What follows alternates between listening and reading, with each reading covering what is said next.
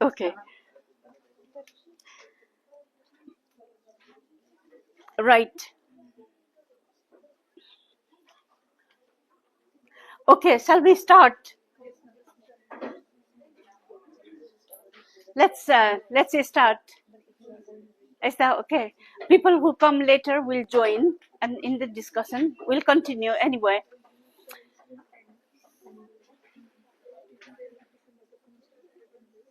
Okay, we left at this slide yesterday. Key concerns of contemporary migration in South Asia. What's happening in South Asia? Any questions from yesterday? You want to clarify anything we missed? You want to discuss? Please.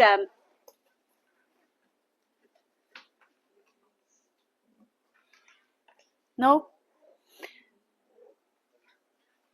Nobody saying anything? Okay, let's start with undocumented migrants and their well-being. Who was number one? Okay, let's hear what you have.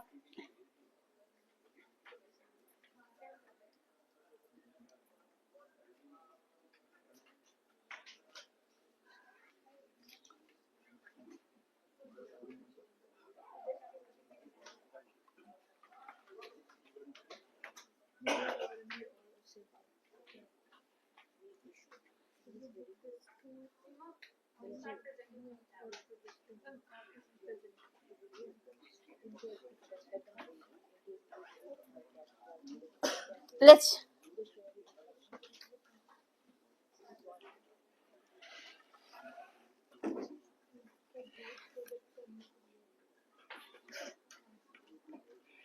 Good morning, ma'am. Good morning, everyone. thank you. I am Seema, and my friend Shefali is here to present topic undocumented migration and their value. So we will start from the general introduction that migration can be defined as a form of geographic and spatial mobility involving change of usual residence between two clearly defined geographical units. Continue with this, we will define undocumented migration. Undocumented migration, irregular migration, or illegal migration can be defined as a movement that takes place outside the regulatory norms of the origin, transit, or destination countries. Following the same, in United Kingdom, undocumented migrants are those who do not fall into any of UK's legal category. These groups account for most undocumented migrants in UK. First one is those who entered the country without the valid documents, including people crossing the Irish border into the Northern Ireland and those arriving over the border, including the English Channel. Second, those who entered with the valid visa but overstayed their visa's expirations and otherwise violated the term of their admission. Third one is those who have had their asylum and refugee request rejected and cancelled or revoked. In the study of undocumented migrants in Canada, undocumented workers are defined as women and men who participate in Canadian labor force by legally entering the country. One is not respecting the limits of their visa. Second one is overstaying their visa permitted time as well as by legally entering the country, including those smuggled across the border. Thus, these migrants are illegal entrants, and illegal migration refers to inter-country movement of people not accordance with the national laws and regulations. As the person does not figure in the immigration records of the recipient country, the process is called undocumented migration. For example, in Indian context, those who have entered Assam and northeastern states without valid documents in post 1971 period are termed as undocumented migrants. What led so second one is what led to migration. There are two type of factors. One is push factors. As the name itself suggests, push factors are those that push an individual to move out from his her country of origin to a different country, and these factors contribute into the individual's wishes to move away and measure harbinger of their wish to migrate. These factors are doing of the country their migrants belongs to. The most important push factors are war and pers- persecutions, economic opportunities, environmental concerns, and social reasons. Second one is pull factor. Pull factor are centers of the attraction that pull the attention of the migrants towards a country other than his country of origin. And availability of multiple pull factors are major pull and deciding points of migrants to choose the country that he should would be migrating to. Pull factors are facts most attractive about other country. The most important pull factors are safety, economic opportunities, environmental regions, and societies. After that, we will start from the process of migration. Being the most developed of all South Asian countries, India has always been the most sought destination by immigrants from the neighboring countries. India shares a 4,097 kilometer long international boundaries with Bangladesh along the eastern states of West Bengal and Assam, Meghalaya, Tripura. Of this, around 1500 kilometer is fenced, leaving a major portion of the border and easy for infiltration. Over the years, lakhs of Bangladeshi people have crossed over into Indian territory, while some have made their way into Assam, Meghalaya, Tripura, Delhi, Mumbai. A major cracks of immigrants have stayed back in West Bengal, a land that is ethnically closest to one they have left behind. In the process of the cross-border migration, some intermediaries are also involved. Studies found that for safety reasons, migrants from Bangladesh usually choose to take help from middlemen or brokers who assist with a monetary contract, assure safe arrival at the destination and job upon arrival. But there are often hidden deals and bribes involved between brokers and the broader patrol that leave the migrating people, particularly women, vulnerable to various kinds of exploitations. Their fee varies according to financial capacity of the client and the range of security provided to the client. Contracts often consist of three distinct parts. One is part is negotiated between the client, the migrant worker, and the broker. Second one is negotiated between the broker and the power holders and to allow the migrants to cross the border.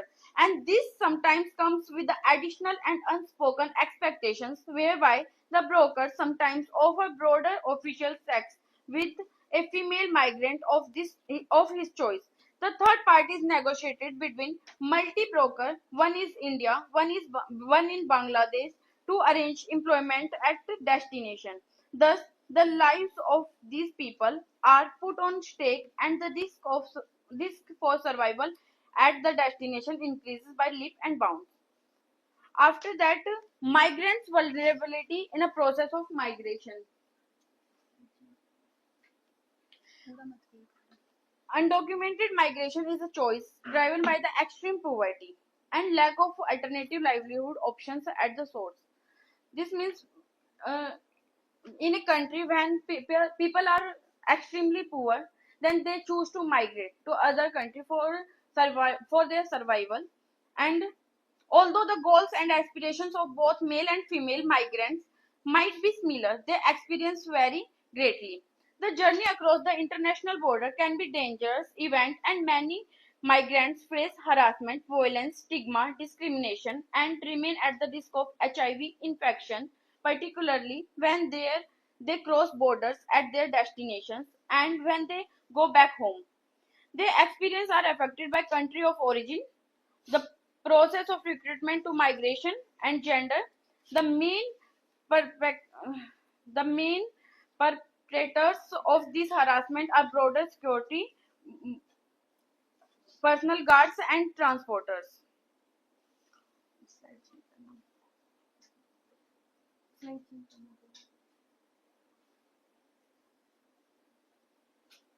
Survival at destination. Living at destination brings many challenges for Bangladeshi migrants. They struggle with basic needs like finding a house, getting a job, dealing with power structure in new place. Most of them face problems like unemployment, poverty, lack of suitable work, which makes their situation even worse. Basic needs like clean drinking water, toilet facilities are missing in areas they live and leading to poor health. One of the biggest problems migrants face in finding a place to stay after reaching India, many of them first live on the streets or footpaths where they are a risk of getting caught by the police and being sent back to the Bangladesh. Later they start building small temporary huts called santis on the footpaths.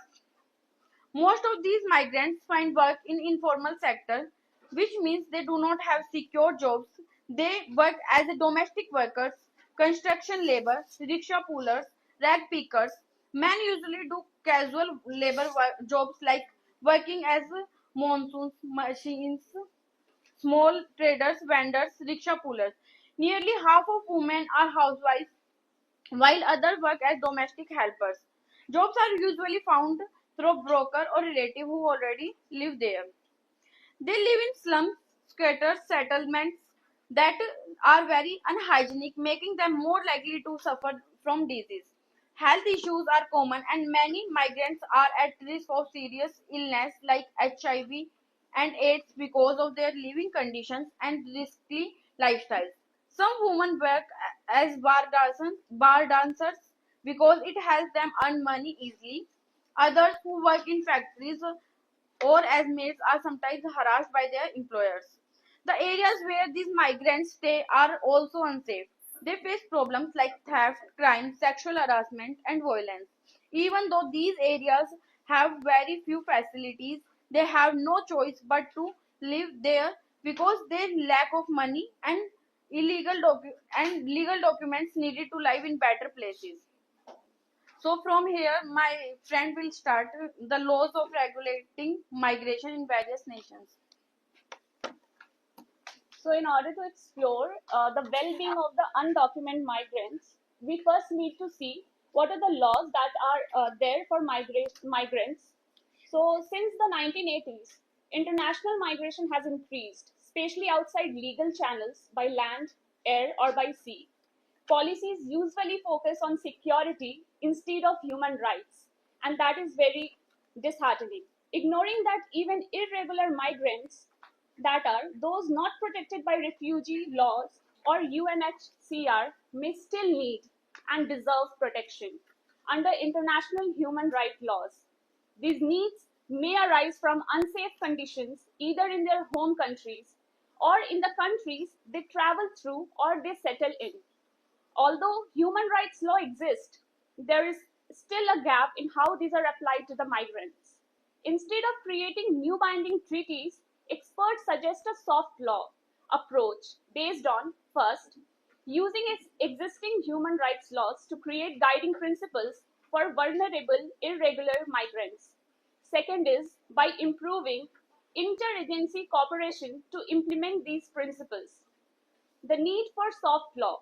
According to the United Nations, the number of international migrants increased from 230 million in 2013 UNDESA report to over 258 millions by 2016, which is the one by GCM report. This rise is mainly due to economic and social pressure forcing people to leave their countries. However, the UN Office of the High Commissioner for Human Rights states no single global organization has complete authority to oversee the protection of migrants' rights. One treaty, the International Convention on the Protection of Rights of All Migrants, Workers and Their Family, exists but has been ratified by very few countries, making it ineffective globally. So there is one bill, the International Migrants Bill of Rights, which is abbreviated as IMBR. So this is to fill the legal gap. The IMBR was drafted as a non-binding soft law. It aims to provide universal protection for all migrants based on human rights. It draws wording from Universal Declaration of Human Rights International Covenant on Civil and Political Rights, and the International Covenant on Economic, Social, and Cultural Rights. Article 4 of IMBR states that there is a right to protection for vulnerable migrants. Article 10 suggests duty of the state to ensure physical, psychological, and social recovery of migrants, especially victims of human trafficking. Article 13 suggests migrants should not be forced to return to countries where they may have faced torture or human rights violations. This was confirmed by European Court of Human Rights in the case Hirsi Jama versus Italy, where it ruled that state must not return migrants to unsafe conditions. Article 3, European Convention on Human Rights, 1950. The IMBR also includes a safing clause, meaning if any international law provides better protection, the law takes priority. IMBR defines migrants as a person outside the country of their citizenship, or for stateless individuals, their habitual residence. This helps include stateless person under protection. So there is a global compact for migration. The New York Declaration for Refugees and Migration proposed the Global Compact for Safe, Orderly, Regulation Migration, a non-binding soft law and first ever UN global agreement to address all aspects of migration. हाँ हम points में अब बताएंगे बस short ठीक है ठीक है. So we have all discussed the major points. So lastly, we will like to discuss the well-being. So conclusion में आ जाते हैं सीधा.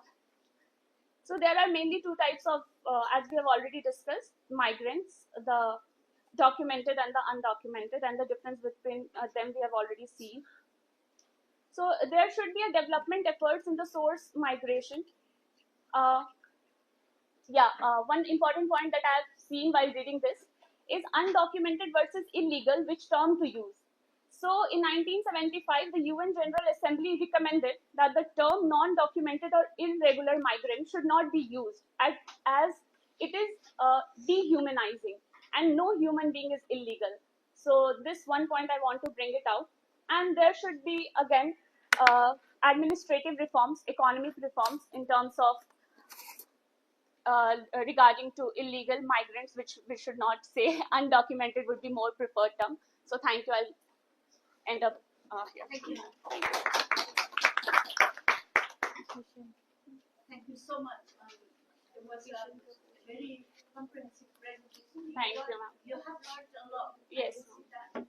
Undocumented, all the controversies around documented, undocumented, legal, illegal, formal, informal, so many things, and their situation, and how all these Soft laws. Yes, ma'am. and there are laws, of course, in many countries, but they're soft laws. What do you understand by soft law? What is soft law? Any questions? Any? What is soft law? What do you understand by soft law? I explained. You tell me. Soft law, they are guidelines basically. I am looking forward for your presentation, Deepak. Let's see what you have. Ma'am, soft law is basically the laws which should be there, the guidelines for the illegal migrants or undocumented migrants, and it suggests that no human is illegal, and therefore there has to be some laws which prefer human rights over a citizenship, kind of. Understood? You're doing absolutely fantastic job. Thank you, ma'am. Really, really good. Creating this debate, that is what we want to hear. This critical engagement, of course. And there are soft laws. They call it soft law. They don't really, you don't have to follow it, basically. Non-binding. Yeah, it is non-binding. The guidelines are there, you don't follow it. So what's the point? Like, they don't really protect migrants.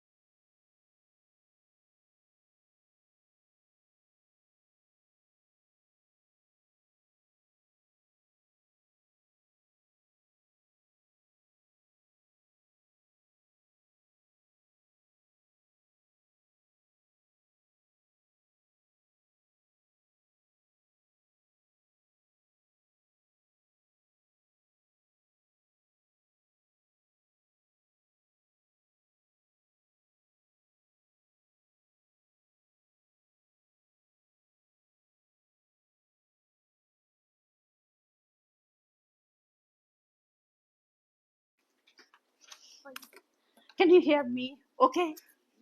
Without this.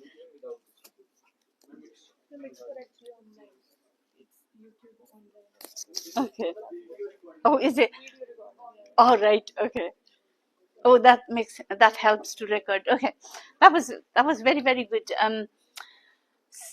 We would like to.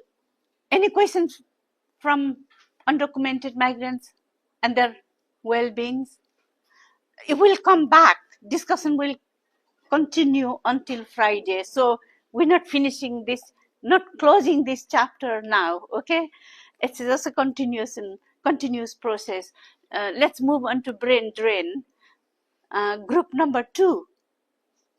And then we talked about brain drain, or how do you define brain drain, brain circulation, brain banking, all these different terms related to international migration. Who was in group 2?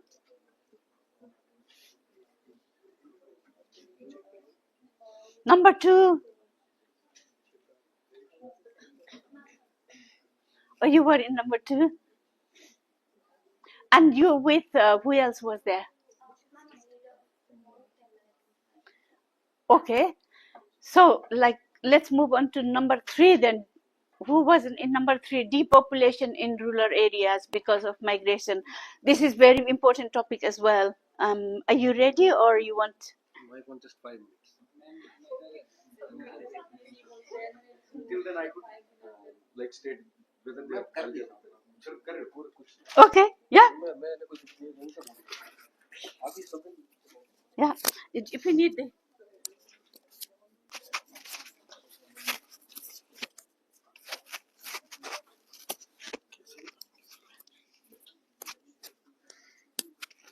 I'm very impressed with your presentation, group 1, and the detail you presented.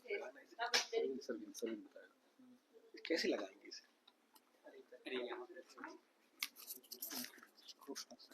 अच्छा लगाओ.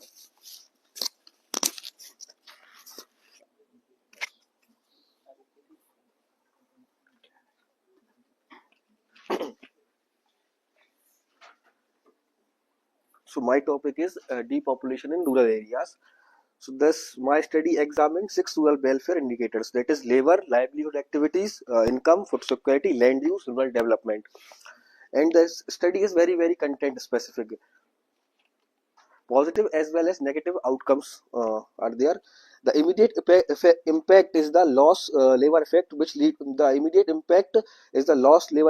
leads to a process of feminization of agriculture and the use of child labor. Professor, yesterday I was reading the paper of Professor Adhikari, and in which he stated that in Nepal the rural immigration makes the phenomena of feminization of agriculture. Most of the females are working in agricultural kind of activities rather than male, because of the immigration, because male population migrates to the developed countries. This trend changes the power relationship in rural areas, briefly increasing the opportunities for the non-migrants households to control land. Or however, remittances helps the migrant households to move up in the income ladder, improving their food security, enabling the repurchase of land, and causing a transition away from agriculture. Impact of immediate outcome. Labor loss. The immediate impact of international migration on rural households' welfare is the loss of labor. In a perfect labor market system, remittances are expected to relax the constraints caused by a loss of family labor by providing finance to external labor of investment in mechanized agriculture. That is stated by Adhikari and Hoble in their paper 2015. In Nepal, Adhikari and Hoble used a gendered perspective to describe how the departure of men in the household leads to a feminization of agriculture. The intermediate outcome. In terms of livelihood activities, the household has to choose to move to commercial farming activities to diversify to non-farming activities. Thomas Hope, in his paper 2017, provides evidences of how local settings and conditions influence the decision for migrant households to move out of agriculture. That is, third point is food security. Jaista and Vikram in their paper 2016 showed that when the mother is the migrant in a poor household, the undernutrition will become a problem. But when the father is migrant, there is a positive impact of child use, land use. In Nepal and in India, research shows that when the people migrate to developed countries, the land is exposed to floods, and the afforestation is also a major phenomena that took place in near time when rural people migrates. And last point is rural development. And yes, this is I find in my study that rural development happened at a greater pace because of the rural Thank you. depopulation in rural areas. Thank you. Thank you. Thank you. Yeah. Any other points you would like to add to?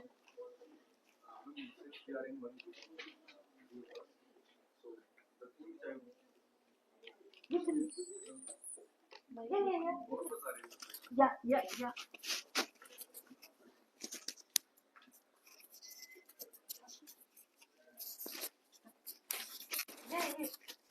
Thank you so much. First thing is that whenever there is migration, there needs to be a cause of the migration or the reason why people migrate. Most of the time in rural areas, people do not have adequate means for their education, for their livelihood. Only agriculture and the animal rearing is there. So if in case anybody would like to diversify their profession or for the purpose of education, they have to migrate within the country and outside the country as well. So, due to this basic fact, most of the people, when they migrate, they leave a vacuum in rural areas, and that vacuum is filled by the retirees which are living in villages, or the elderly which were not able to go there, and they are just in continuing the agricultural services. I would like to add some points from my pilot study which I have did in the rural area. So, the main reason was in North Haryana, basically the youth after 12th they start to migrate till graduation, then post graduation, and if they are not able to do so, they will migrate for their within country as well, if not so in the international migration, and that leads to depopulation of the rural area and change in demography. There are a few villages which have actually no population of the young voters. So when the MLA or MP goes there, they just plan the schemes which are beneficial to the elderly population. Since the demography has changed and the voter dynamics has been changed, so those elderly living there, they are going back to the joint family system again, which was broken when the migration was not there. Since their kids are not there, they start to live, decide or depend on the care on their kids of their brothers and sisters, their nephews and nieces, and that's how the joint family system is re-emerging in those areas where the migration is more common. Another thing which lead to depopulation is that when one person of the family migrates, the tendency is that that person would like to take their wife and children with them, and if possible their parents as well. So when they do so, they leave their everything behind and they migrate. Plus, the policies of the countries where people migrate, they also allow this. You all must be aware of the rule of blood.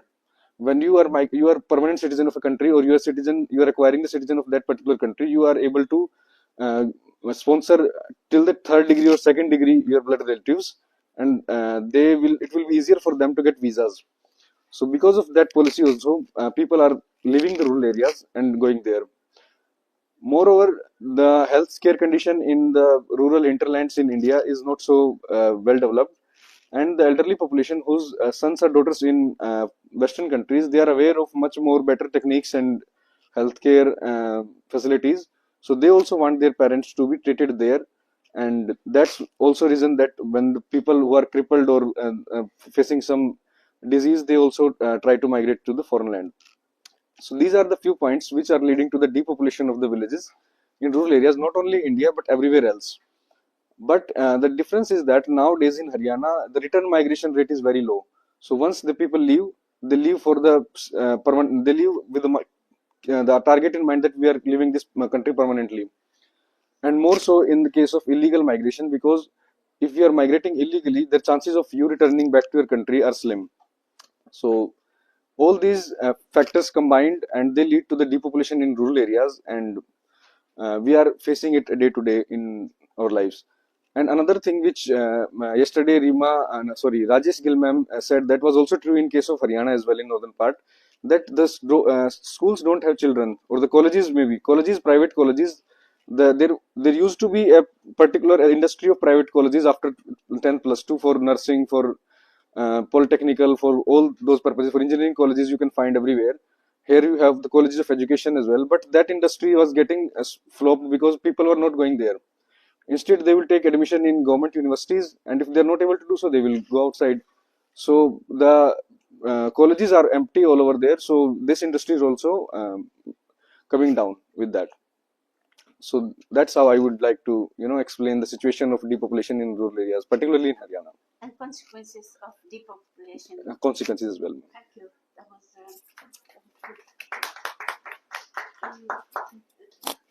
but I'd like to kind of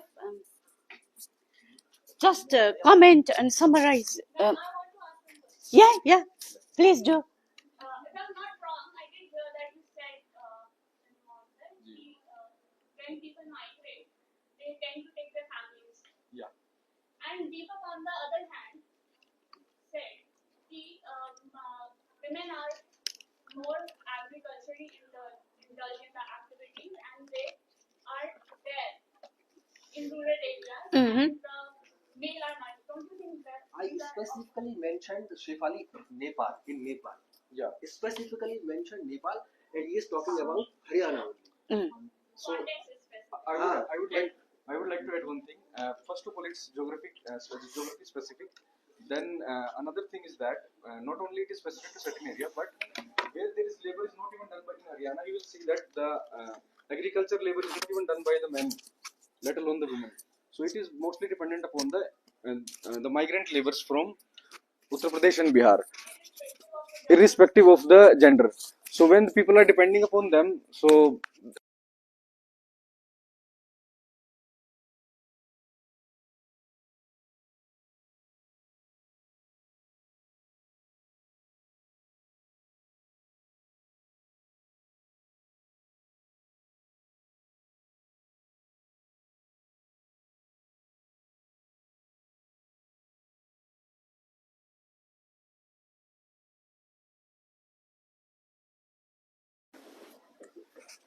Thank you.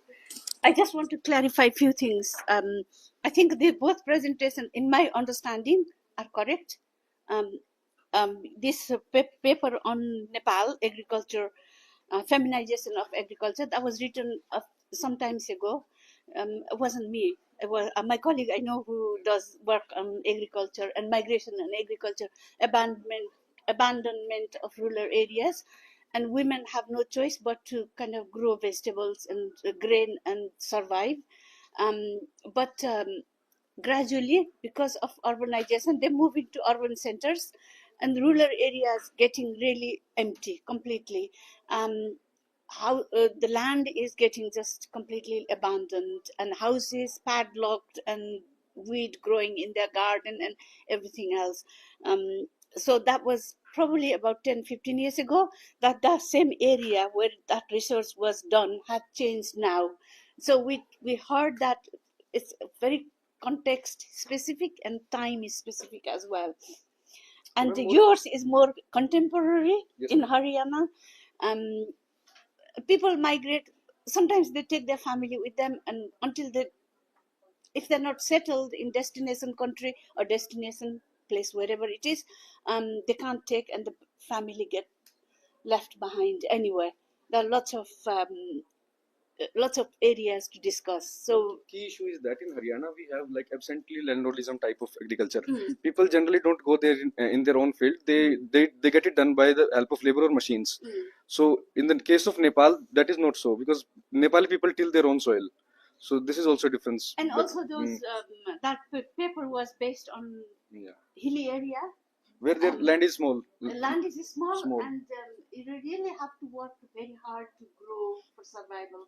And you cannot use like modern machinery like tractors and combining on the hilly areas. They're coming now, but it's not like for very fertile, and again the landscape is changing. So Yesterday, Professor Raj has also highlighted that migration is very, very content specific. So yeah, you cannot and even the same area, the situation has changed. And our countries like towns, there were the county, and losses were the greatest in the depopulating counties, among which 80% lost population, reflecting the cumulative impact of natural decrease and widespread outmigration. Outmigration is also very, very, very much violent there because of, we can say, people who are in the farmlands, they are living in the rural areas, but who want to get the urban facilities, they are moving from the cities, who are the basically the five, which are the Michigan and area, uh, all the areas. And the third one is the in America, rural population in the Kansas farm counties of Jebels, Osborne, Republic, and Smith situated along the Nebraska-Kansas border and far removed from the urban scene. In 1900, nearly 66,000 people lived and farmed in these counties. The population has declined ever since, and by 2016, 14,800. Since the population of America is not too much as compared to India and China, India is leading population country in the world. But what we can see that 66,000 to 14,000 population has how much it has declined in the USA due to only the out migration. This migration is not a forced migration; is totally a migration by the full defects because people want to the urban facilities and they enjoy all the facilities. So this is the basically example from the USA and talking about the how depopulation from the rural area is not a context or a region specific. It is through all over the world it applicable. Thank you so much. thank you. Thank you. We had another point. Thank you. Third point, and with that, the depopulation and in rural areas in Nepal, for example, the school you mentioned, primary school are closing because there are no children in the village, in rural areas, people moving to urban center. Depopulation is not always related to international migration, but more kind of urbanization, related to urbanization. Similar thing happening in Scotland, for example. Primary schools are closing, and bus routes are closing because there are not many people in rural areas anymore. So the buses running empty, kind of go from A to B empty. So they stopped the route, for example, bus routes. Yeah, they are very relevant to in South Asian context as well. Students population decreasing in rural Nepal, decreasing in rural Scotland, for example, and rural India. Thank you.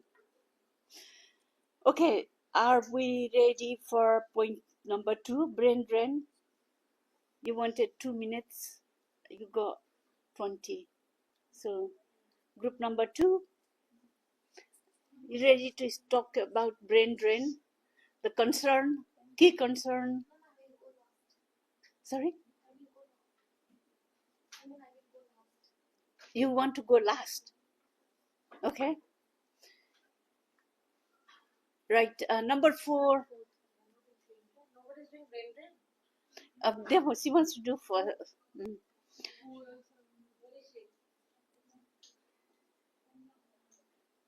Number 4, global care crisis.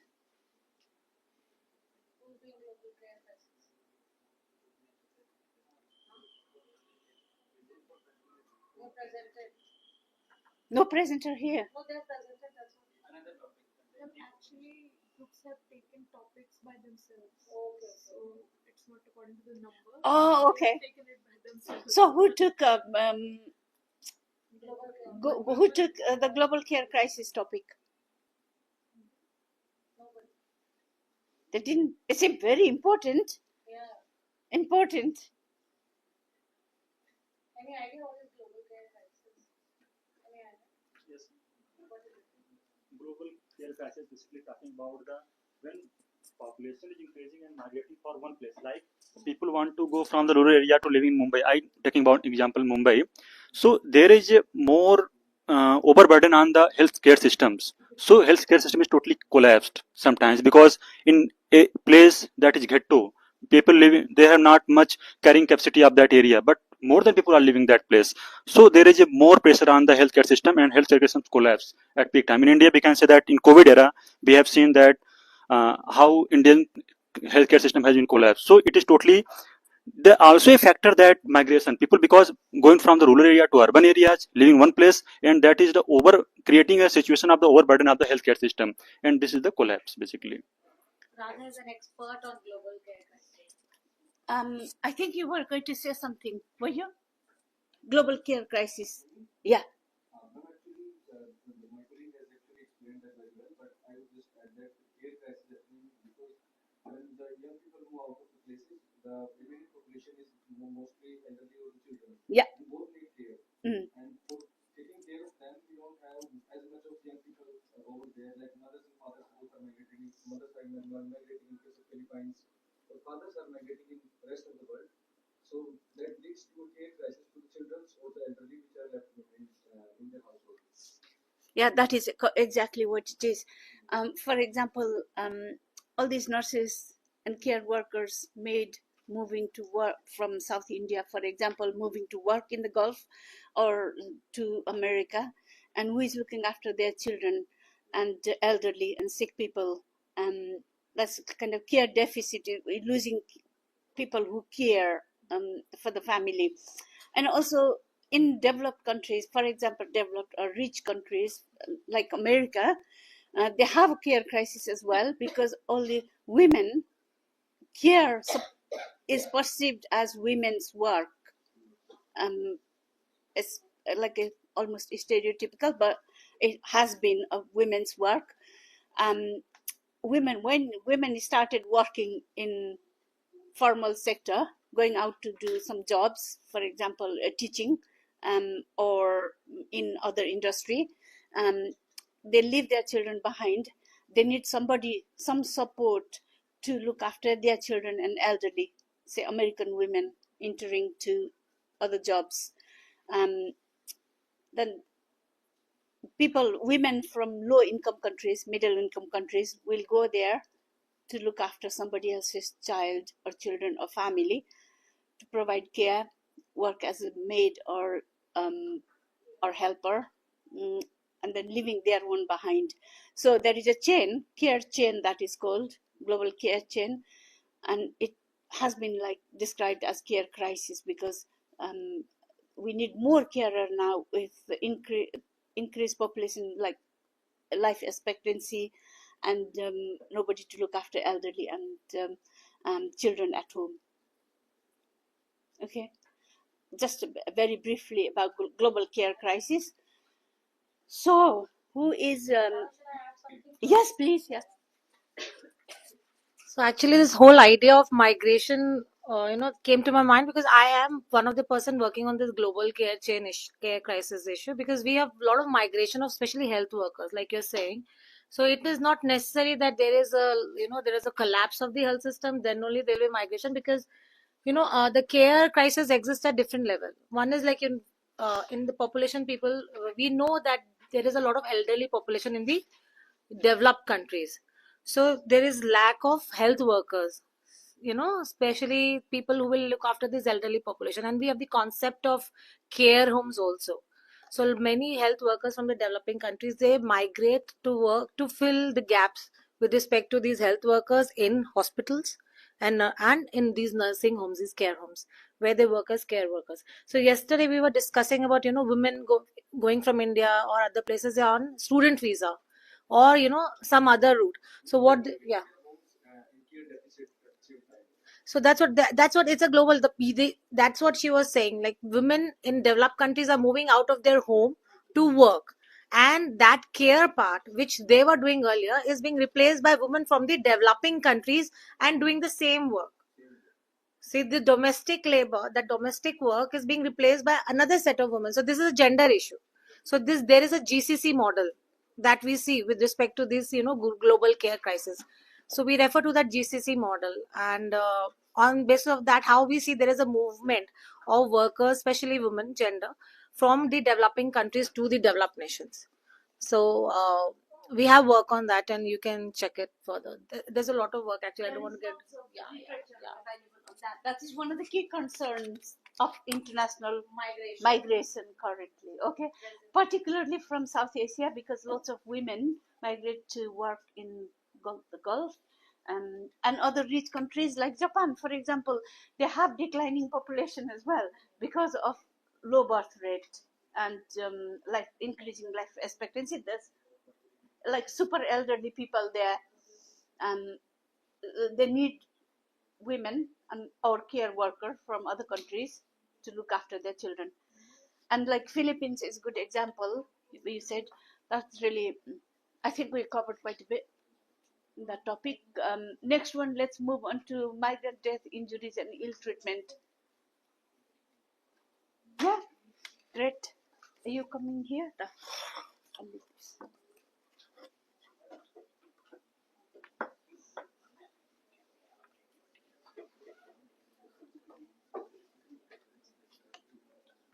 Okay, yeah. Oh, it's almost 11:30. Maybe after this, because they're already, they're already here. We can just discuss the remaining.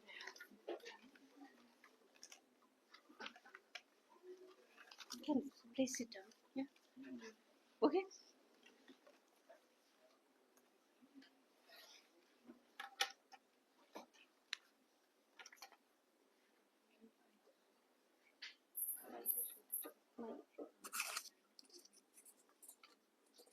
A very good afternoon to everyone.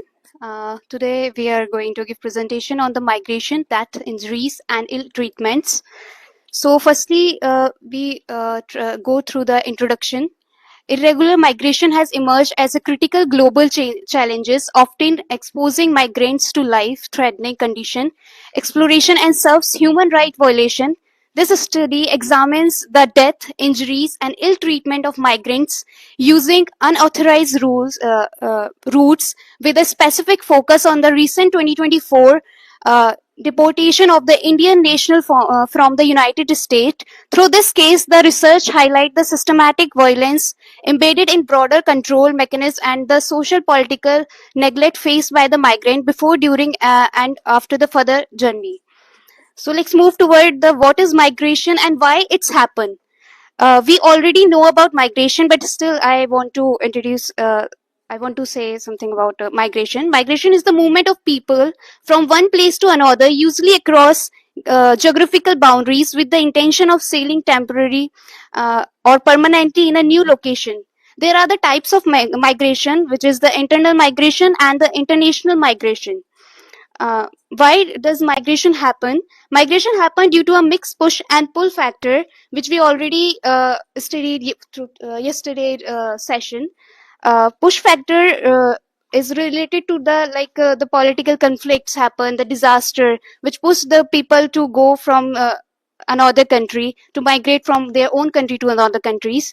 The other one is the pull factor, reason people are attached to a new places, better job opportunities. Basically, in this factor, people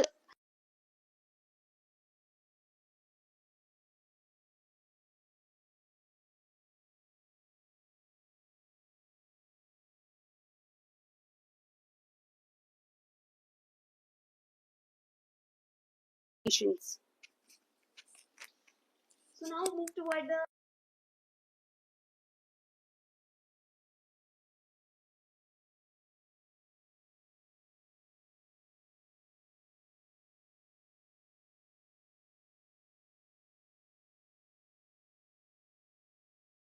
context of people trying to enter countries like Canada, the USA, and UK or European through illegal means. Yesterday, Professor Gill ma'am explained us about the Punjab students who go from their own state to the another state, another country, because they want to study in outside. Their mentality is that to go outside and study there. What forces people force to adopt dirty routes like economic pressures, unemployment or underemployment in home countries, low wages and no job securities, desire to escape poverty and support family through remittance. Second one is the limitation legal migration options, strict visa rules, immigrant policy in Western countries, long and uncertain waiting periods for legal migration, lack of education or documentation to qualify for skill value. There is another factors is like social pressure and status symbols. In many regions like Punjab, Haryana, and Bihar, going abroad to sea as a status symbol. Family expect young people to settle abroad and send money home. Success story of neighborhood or relative who migrate create pressure. So if someone go from the if from the certain family to go outside and live there, so the motivation is come to the that family member that yes, I also want to go abroad to study, to stay there. So this is the, also the important factor that people migrate from one place to another. Influence of agent human struggle. Agents give false promises of easy migration and job abroad. They lure people by saying visa. They normally say that visa ना हो तो क्या हुआ? It's okay. रास्ता तो हमारे पास हमेशा रहता ही है. So basically, people try to prefer to take the donkey routes, the illegal routes to go from the another country because they are economic. They are not economically well. So that's why they choose that route.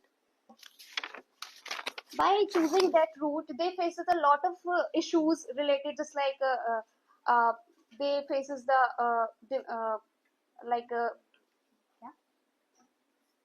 human trafficking and related to this health issues, and women also faces a lot of problem. And because of that illegal routes, the number of people being died at the journey of the when they go from one country to another. So. The smuggler agent often lie about the journey, claiming it's safe or guaranteed. Change human amount 10 to 30 lakhs or more, and people sell land, take loans. So basically, people are sell their lands and take a loans for go to one country to another and taking the illegal routes. Which is very harmful for them, but still they are taking because they want a economic opportunity, good educations, and because they are not afford to go by legal manner, that's why they take the donkey routes.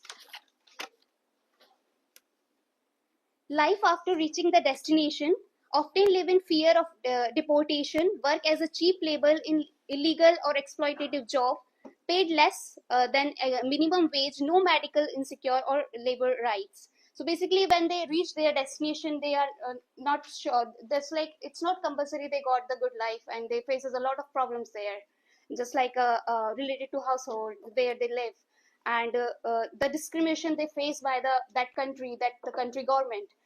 So there is one of the example related to recently incident of there is a citizen of India.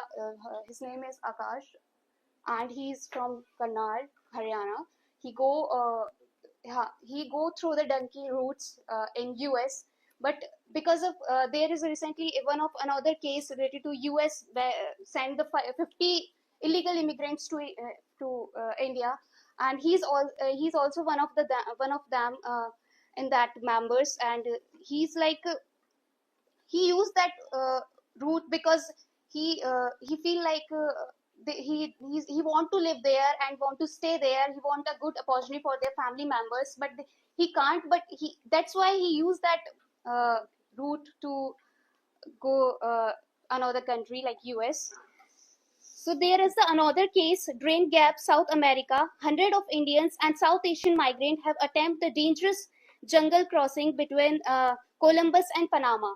So basically, people mostly prefer to go through the forest route and to save their money and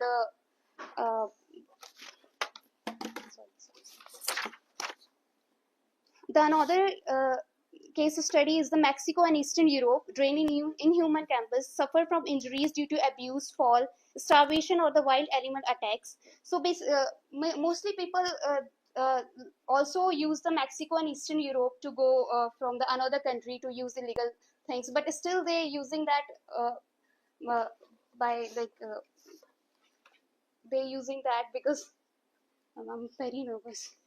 Oh, don't go ahead. You're doing absolutely fine. Yeah, here you are. Have some water.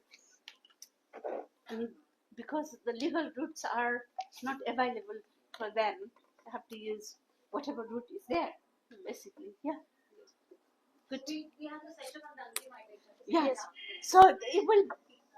This is not the closing, like topic. Closing of any topic. It will continue.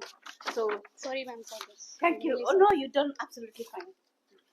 Really good. Thank you.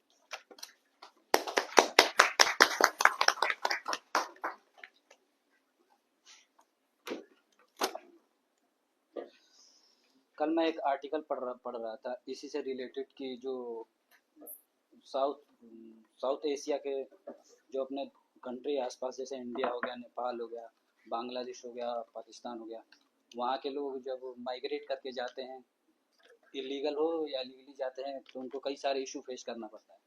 जैसे पहला जो सबसे बड़ा issue होता है कि वो जहाँ काम करते हैं उनको लो वेजेस पे काम मिलता है, तब सैलरी उतनी नहीं मिलती है जैसे जो स्किल होते हैं, हाईली स्किल लेबर होते हैं, उनको ज़्यादा मिलता है एज़ कम्पेयर टू जो स्किल उनके पास ज़्यादा नहीं होता है। और वर्किंग आवर जो होता है उनका बहुत ही ज़्यादा होता है। जैसे हमारे इंडिया में 8 घंटा कर लिया ज़्यादा, ये 10 घंटा काम कर लिया पर डे का तो ज़्यादा हो जाता है। वहाँ पर कई दफ़ा 16 17 घंटे, यहाँ तक कि 18 घंटे भी चल सकता है। मैं यूट्यूब पर वीडियो देख रहा था जो कि BBC का था और एक इंडिया टीवी करके न्यूज़ है, उस पर दिखाया जा रहा था कि कुछ वर्कर है जो काफ़ी परेशान थे, वो बता रहे थे कि हमारे साथ जो जिस तरह का व्यवहार किया जा रहा है वो तब उनको बर्दाश्त नहीं हो पा रहा था। वर्किंग कंडीशन तो हाई थी, जहाँ वो रह रहे थे वहाँ का सिचुएशन भी ख़राब था। 45 डिग्री पर रूम में रहा करते थे। कम से कम 45 से 40 वर्कर को मैं उस वीडियो में देखा, एक जगह बैठे थे, वो अपनी अपनी कंडीशन बता रहे थे कि उनको किस प्रकार का जो प्रॉब्लम वगैरह हो रहा है, यही था। और एक आर्टिकल पढ़ा था, रिसर्च आर्टिकल, जो जिसका टाइटल है health problem of Nepalis migrants working in 3 gulf country, जिसमें कतर, सऊदी और UAE है। और ये जो आर्टिकल है सुरेश जोशी और 2 ऑथर थे जो मिलकर लिखे हैं। इसमें उन्होंने कम से कम 408 जो नेपाली से उनका वो इंटरव्यू या केस स्टडी थी, तो उनमें उन्होंने पाया कि जो आधा से ज़्यादा है जो नेपाली थे उनको कई सारी समस्याओं का प्रॉब्लम फेस कर रहे थे। पहला तो सर में ज़्यादा दर्द और ज़्यादा घंटे काम करना, और ऊपर से जहाँ वो काम करते उनको 6 घंटा पहले निकलना पड़ता था, और मेंटली वो मतलब ज़्यादा परेशान रहा करते थे, और इस टाइप की जो इशूज है देखने को मिला। Thank you. Thank you. Thank you. That was good.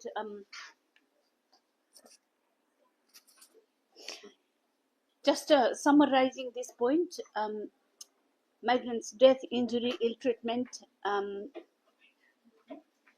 People are vulnerable. Migrants are vulnerable wherever they are, not just in the Gulf or irregular migrants, but even regular migrants are also vulnerable because they lose their social support network when they move, and all the discriminatory practices that affects them at work and also in society where they live. One thing, and unskilled and irregular are doubly vulnerable. Yeah, and we heard all the stories and everything, so it will continue. We got more case studies I will be presenting a bit later about like death, injuries, ill treatment. I think we'll have a quick break. Yeah. Just to add to what you were saying, so this is a problem which migrants face because they are bound to be dependent to take whatever they get. So they don't have the bargaining power which Yeah. a native would have in compared to the other people. So they are bound. Plus the kind of policies, the social support system, the government policies which are supporting in nature to the natives are not available even for work. Even if they are working for 10 years, 15 years, still they may not be eligible for that kind of social support policies from the government. Suppose they in America there is disability allowance, there is unemployment allowance, there are multiple allowances which may be given to a native but it will not be available to a migrant worker who's living there for years and contributing towards the economy. So that kind of differences will always be there. Yeah, and also they don't have the right information and they don't understand the right channel to go through to claim all the benefits, even they're allowed and they're entitled to. The lack of information and lack of support networks makes them more vulnerable, puts them in vulnerable position. Okay, let's it's 11:45 now. Yeah. It's a half an hour break. Yeah. 12:15 we'll continue with brain drain. We got a few more to go through, and then after that we'll start new topic. Okay. 20? Yeah, and then we'll go for lunch and then we'll come back at lunch. Okay. So thank you all for sharing your ideas and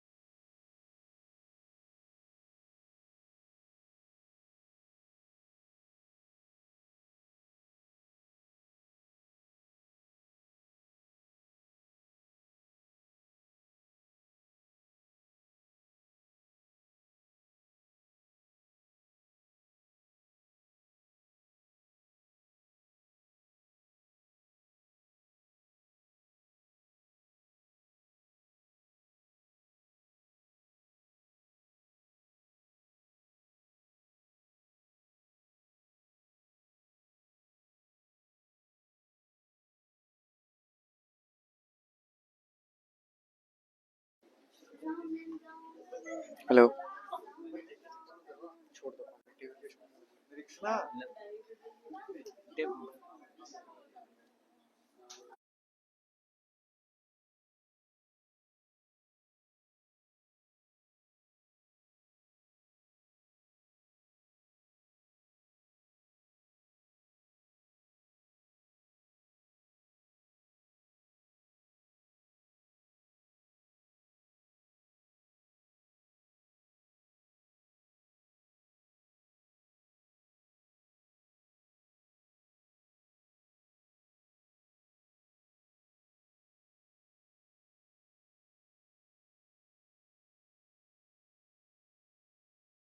To start. Thank you. Thank you very much for coming here and discussing brain drain next. You want to come here? Do you want to go there? We'll have to use this microphone.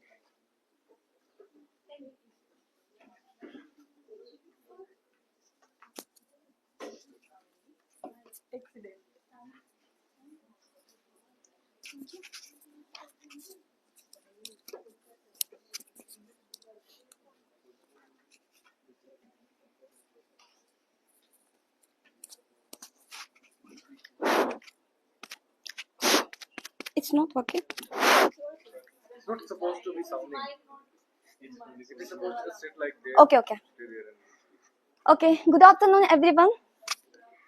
Respected dignitaries on the dais and professors and respected scholars and my colleagues and my juniors, everyone. I'm happy to be here having a given opportunity to talk on the topic brain drain today.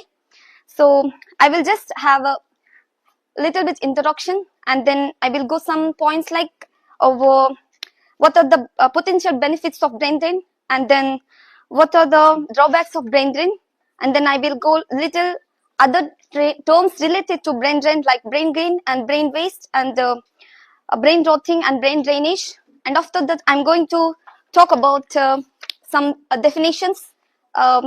Maybe it's like one or two or three or four definitions like that from different ones, and then I will talk about how brain drain occur in several levels or the several forms, and then I will go into effects of brain drain, and then I will go about the measures of brain, how to reduce the and take the measures to reduce brain drain. So it's a brief introduction about my topic. So now I will start actually what is brain drain. So can I, if I'm not wrong, anyone can answer what is brain drain? I just want to get activated you. Okay, let me do. So brain drain is the migration of highly skilled and educated individuals from one country to another country, typically seeking better opportunities and living conditions. Another definition is also there: loss of individuals within a country, perhaps leaving different sectors and even other industry. And if I go for another form of definition also, it's like migration of skilled and educated individuals from one country to another, developing to developed countries.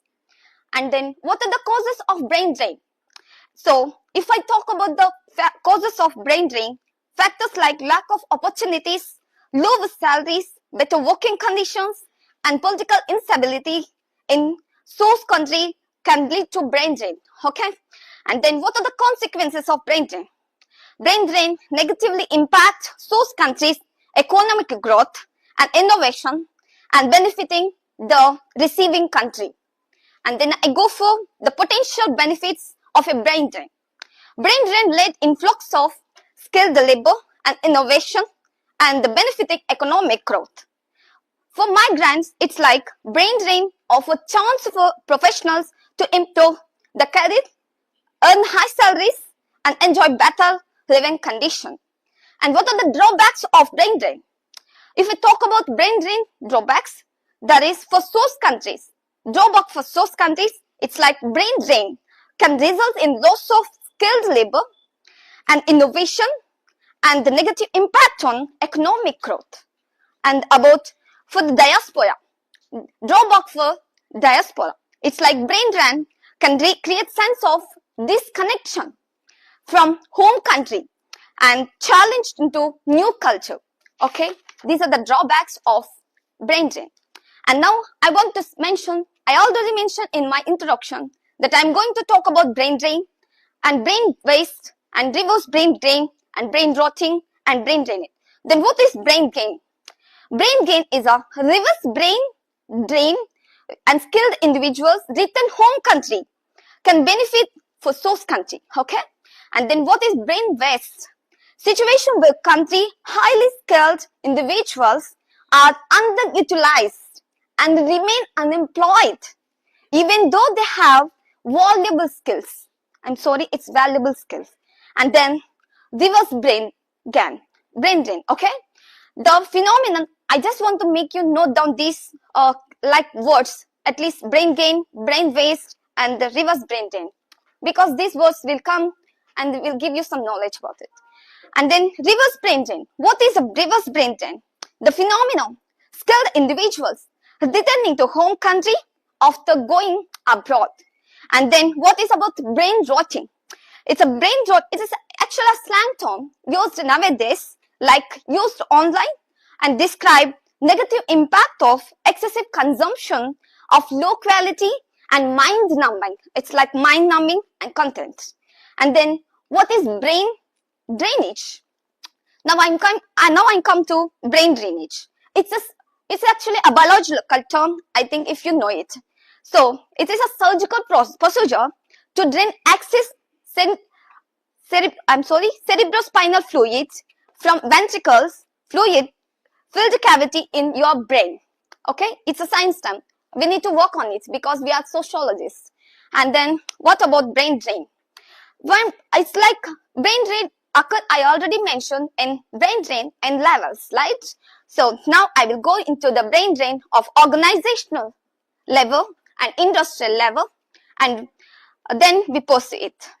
So brain drain result from political turmoil, okay, and most favorable professional opportunities elsewhere.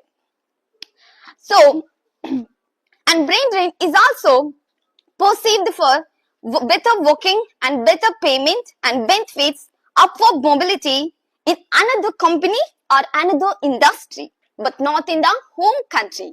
Okay. And then best way to reduce brain drain is about to boost the government. We don't want to lose our intellectual brains from our country, right? So we need to take the step like boosting the government. And then individuals might move for work or better standard of living to another countries, right? So where we are losing the intellectual brains and the professionals in medicine and in engineering and so other professions. And I'm here to mention another simple definition, or we can say small definition, like the term used for brain drain is used for departure of professionals, including like as I just mentioned, doctors, healthcare workers, and scientists and engineers. Okay, and then I think you're following, right? Okay, and then brain drain also occur. I mentioned that brain drain occurs in several levels and several forms. So now I'm here to talk about geographic brain drain and organizational brain drain and industrial brain drain. So first one is geographic brain drain. What is geographic brain drain? It's a talent to professionals flee from one country or region for better and more opportunities. And then organizational brain drain.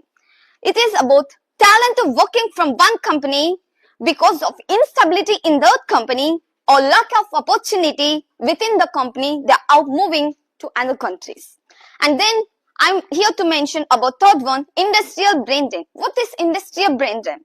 It happens when skilled workers exist only one company but an entire country. Okay. And then now I'm going to effects of brain drain. Brain drain end up with dearth of human capital. We are losing the human capital from our home country, right? So can I know what is human capital? Anyone? It's like the resource of human capacities, abilities of human resource and the human capital that we have in our country. And then another effect of brain drain is loss of revenue for our country. When people are of high skilled, when they are moving from our country, we are lacking economic growth and also revenue. And then I'm here to mention about then what we have to do to, and what are the measures that we have to take to reduce the brain drain. So I will mention 5 points. Increase investment into areas of economy and offer competitive wages, and then payment to legal and social reforms, and then improve quality housing solution for the people. So these are the measures that we need to take as a part of our home country to make the brain drain stopped, and we take the measures to keep them here, right? So this is the small and the thing about the brain drain. I hope you people get it some information, and if you have any questions, I'm happy to have questions and queries. Yeah, you can ask me questions. And thank you so much. Thank you. Questions? Brain drain. Yeah.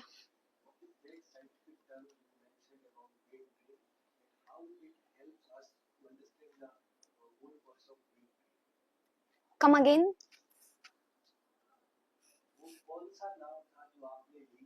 Okay.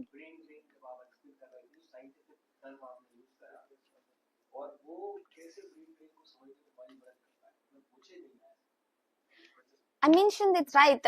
Brain drain is about the professionals and intellectual that we are lacking, and that they are moving from our.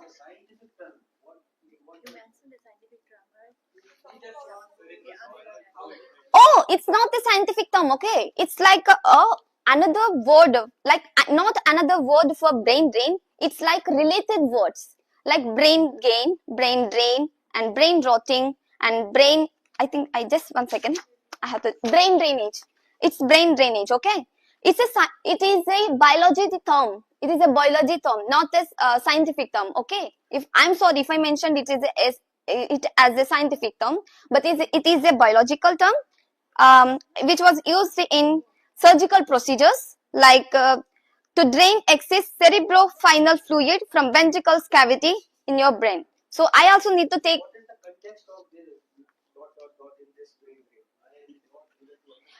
In this context, it has not anything to do it with I'm sorry, nothing to do in this topic, okay? Just I'm mentioning this word as it is also one related word that we can take from biology into social sciences.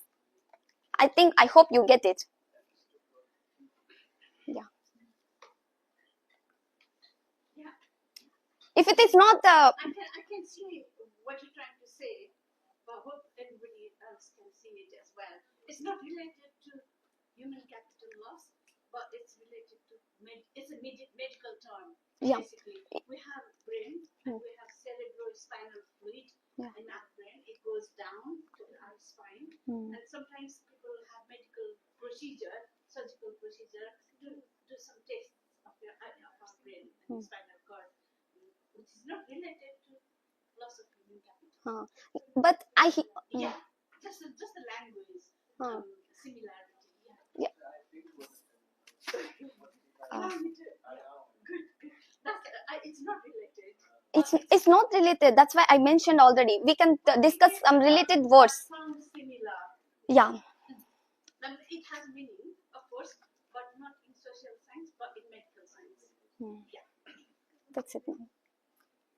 Yes, ma'am. If any queries from your side also, I'm happy to have. Sorry? If you have any questions from your side also, I'm happy to have it. No, I don't have any questions. It's absolutely fantastic. You covered quite a bit, and then also you talked about benefit of brain drain and loss and drawbacks of brain drain and all causes. It's a repeat. We have already talked about it. Yes, ma'am. From yesterday, we kind of saying, but these terms are relevant to all context, of course. different definition, different context, geographical brain drain links with what we discussed this morning about depopulation in rural areas. Yeah. And industrial brain drain, like health sector, for example, lack of health workers in Indian hospitals. All these people going to work in Saudi, for example, that is industrial brain drain. Departure of the skilled professional. But I would like to also talk about, you mentioned something about reversing brain drain. Did you talk about it? Yes, ma'am. It's a phenomenon. Brain drain, the strategy you mentioned, they're quite important. Ma'am, no. It's not. Ma'am, it's about the reverse brain drain, no? So, brain drain is, we are locking the brains from our country. So, it's reverse brain drain is like the brains that went to another countries again coming to our country and making here an impact again. So it's like they went once and they are coming back to our home country and contributing something to our homeland. So it is reverse brain drain. It also is it's called brain circulation or brain recirculation. They call it like a circulation. It's brain circulation. Yeah. Skill circulation. Yeah. Yes, ma'am. Yeah, what makes them to What makes them to migrate in this country? Why are you migrate in my country? Yeah. So if as a person from India, if I go, for example, if I go from India to another country like Africa, I go there and I develop myself and I get a good salary and I'm into some good position. I have money, lot of money, and it's like patriotism. We can say patriotism, or like we can say love for our country, home country.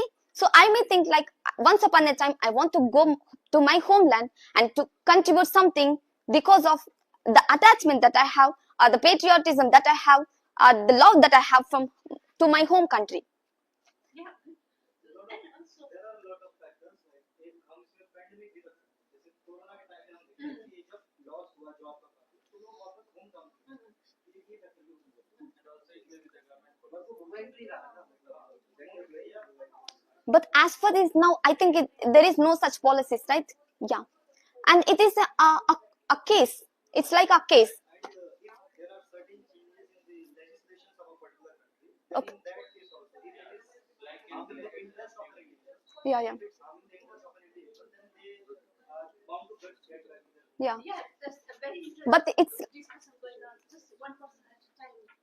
Sorry, can you just summarize your point? I missed. I told that if there are certain changes in the legislation of a particular country where these migrants are working, then they are bound to come back if their needs and interests are harmed. Can I give two But- examples to support your point? That's related to your point. Just thank you so much. You can, no, it's okay. one is like Chinese government has a policy to attract their talent who migrated abroad before and then they've invited back home to like educated migrants to work in universities and to be scientists, for example, because you said you need to invest first and government has to invest first to attract all the talent. That's one example. When economy improves and they will come back. Again, we have culture that brings us back to homeland. Yes. Nationalistic ideas and identity, individual identity and family relationship. That's one Chinese example. And second one is Irish example.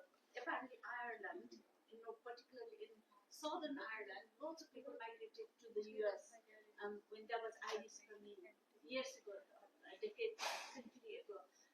Now Irish economy is boosting and they're becoming really rich since they joined the EU. Irish government is welcoming all the Irish diaspora back home. And when they arrived, apparently stories I heard when I was in Ireland was when they arrived at the airport in Dublin, they given a letter, please stay. We provide you the salary you expect and the facilities because they can afford that. And Indians, I think Indian government is slowly heading that way because I mean they can't expect overnight change, big change overnight. But for example, Gia in this program inviting foreign academics, and I was reading through the list who comes. I'm not Indian citizen, of course, but who is the foreign expert? And lots of experts are like Indian diaspora living in the US, for example. That's a small example, maybe a little bit relevant, maybe not 100%, but having network and attracting people from foreign countries. That is one of the brain circulation example of brain bank bringing back. Thank you so much. Any other questions? You said globalization and it will help to recirculate brain, of course, and mostly the economy. You have to invest, and in people, give them good salary, competitive wages, they'll come back. And there are lots of supporting factors, such as culture and your relationship and your network and food. For migrants, it's really important apparently. Yeah. Wherever we go with our food habits, and when you come back to home countries, and you enjoy, you feel more relaxed. Of course. Yeah, thank you so much. Yes. Ma'am, any suggestions about the? I think you covered quite a lot. I wasn't expecting to cover that much on brain, Okay. but then think about the terms for everyone to think about brain circulation or brain reverse brain. Okay. Reversing back to Okay. home country. And Mm. brain gain is mainly for destination. They gain Yeah. from somewhere else, some other country's brain or a skill or talent. Mhm. They gain that. Yes, ma'am. And brain banking is another term I've heard. When they promote migration, for example, the Philippines, they promote migration, educated, skilled professionals migration. Philippines have not heard so much, but there's definitely brain drain. But China, But they are the strategic exporter of the migrants. Yeah. Philippines has a policy of being a strategic exporter, exporting nation. if they're only focusing on exporting migrants, Yes, ma'am. but China is claiming, arguing, making this argument that Chinese will come back home, so they don't need to, like a world community, don't need to accuse us for losing our brain because our brain will come back. It's brain banking in the US or brain banking in other countries. And when you have something in bank, you can always withdraw and bring back, Yeah. use it. Yeah. This is Chinese argument. Ma'am, is it keeping the people at one place? Like, I can't get it like a brain. No, not keeping people. Oh. It's kind of funny concept. I'm sorry. Can you explain? Can you elaborate? You put money in the bank. Yeah, yeah. If you have lots of brain, talented brain, Mhm. you give it to some country. Okay. But like you withdraw money from the bank, you bring people back home. Okay. A simple analogy like that. It's a simple So, okay. argument. Okay. But it's just argument. Okay. It's not really working. But they make that claim. Yes, ma'am. But maybe it's working a little bit because they're trying to kind of bring their talent. Yeah, yeah. Kind of, and they maybe a little bit. But China is a big country again. Yeah. Thank you. Okay. Thank you. Thank you, Oda. Thank you so much.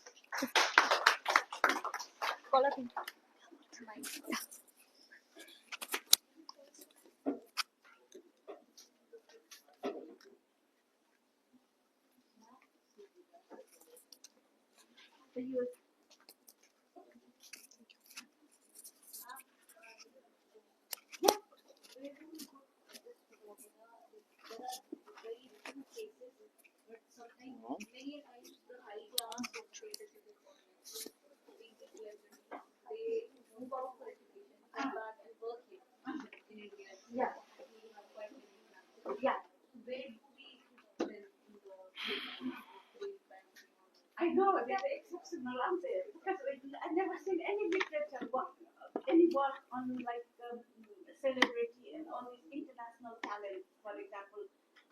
There are quite a few very, very famous scientists, Indian scientists in the US, and they're global talent. They're not like they probably don't even claim that they're Indian or US, American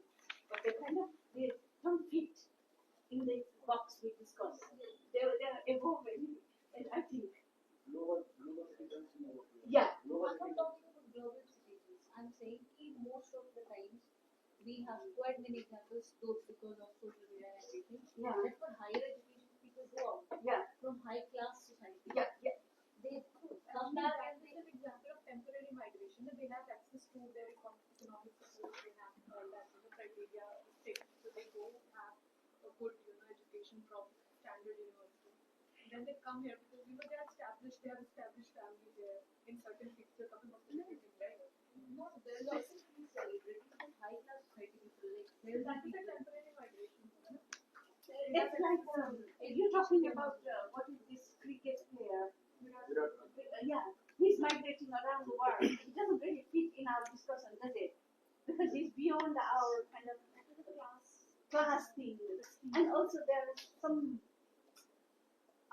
there's very famous scientist in surgeon in the US.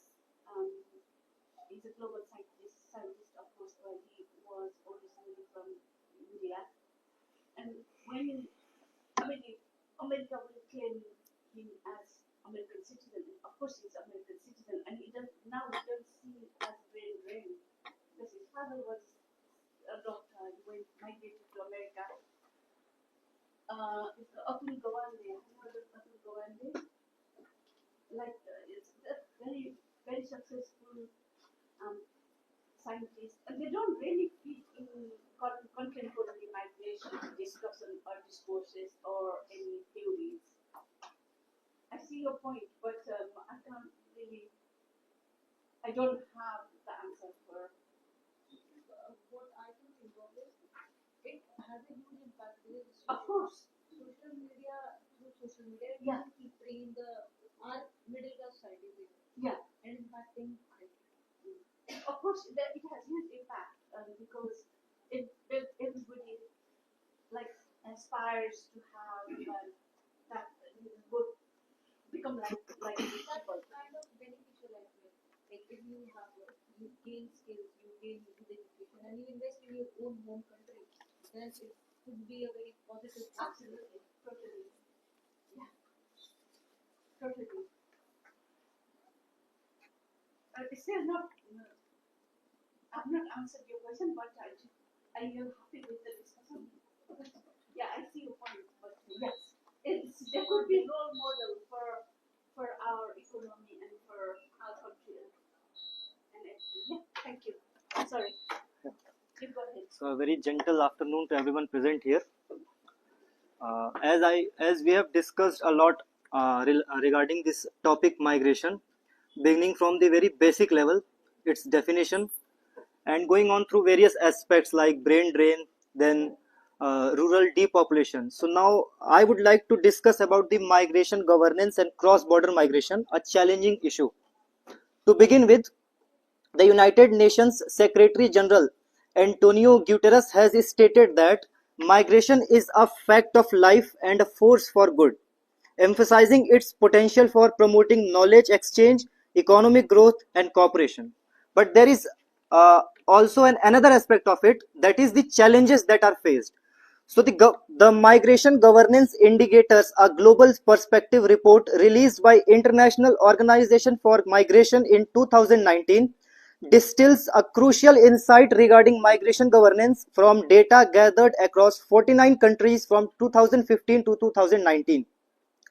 The report serves as a tool to assess and improve the national migration governance in line with the Sustainable Development Goals, specifically focusing on ensuring safe and orderly migration through well-established policies, and this particular Sustainable Development Goal under Target 10.7. The report emphasizes the adoption of humane migration principles, the establishment of migration governance framework, that is MIGOF, and the application of 90 migration governance indicators across 6 foundational domains. Rather than ranking countries, the MGI, that is the migration governance indicator, intends for national self-assessment, recognizing governance gaps and providing a benchmark for progress. Some key findings from the report highlights the state of migrants' rights, government policies towards migration, and the effectiveness of partnership and strategies in place. Approximately 43% of countries offer health services to migrants regardless of their legal status, while only 39% have specific migration strategies aligned with the national development plans. The report underscores the importance of recognizing and promoting the well-being of migrants, but notes that many countries lack robust mechanisms to support them during crisis, particularly in addressing the climate-induced mobility. In moving forward, the report calls for a comprehensive, cohesive migration governance policies that integrate, emigrate, and immigrate, foster awareness, and recognize the diverse local challenges faced in governance. The MGI, the Migration Governance Indicators process, is initiated by the IOM, that is the International Organization for Migration, to facilitate the contextual assessments that help nations identify areas for improvement, suggesting a collaborative framework for effective migration governance. So now emphasizing a little bit upon the key insights of this report. The first one is a comprehensive approach towards migration. The report emphasizes that migration governance must be holistic, integrating immigration and emigration perspectives. Many countries still adopt a fragmented approaches, leading to inconsistencies in policy implementation and migrant treatment. A comprehensive strategy is needed that encompasses the entirety of migration dynamics, factoring in international cooperation while addressing local challenges. The other aspect is data collection shortcomings. While the Migration Governance Indicator reports presents new data on migration governance, there remains significant gaps in consistent data collection, especially regarding the demographic disaggregation. This absence impacts the ability of nations to create informed policies that can adapt to the varied needs of diverse migrant populations. It underlines the urgency for countries to enhance their data collection efforts, which should not only include census but also the ongoing monitoring and evaluation systems. Now, moving on to the next part, the rights of migrants. The findings reveal that many countries uphold migrants' rights to healthcare.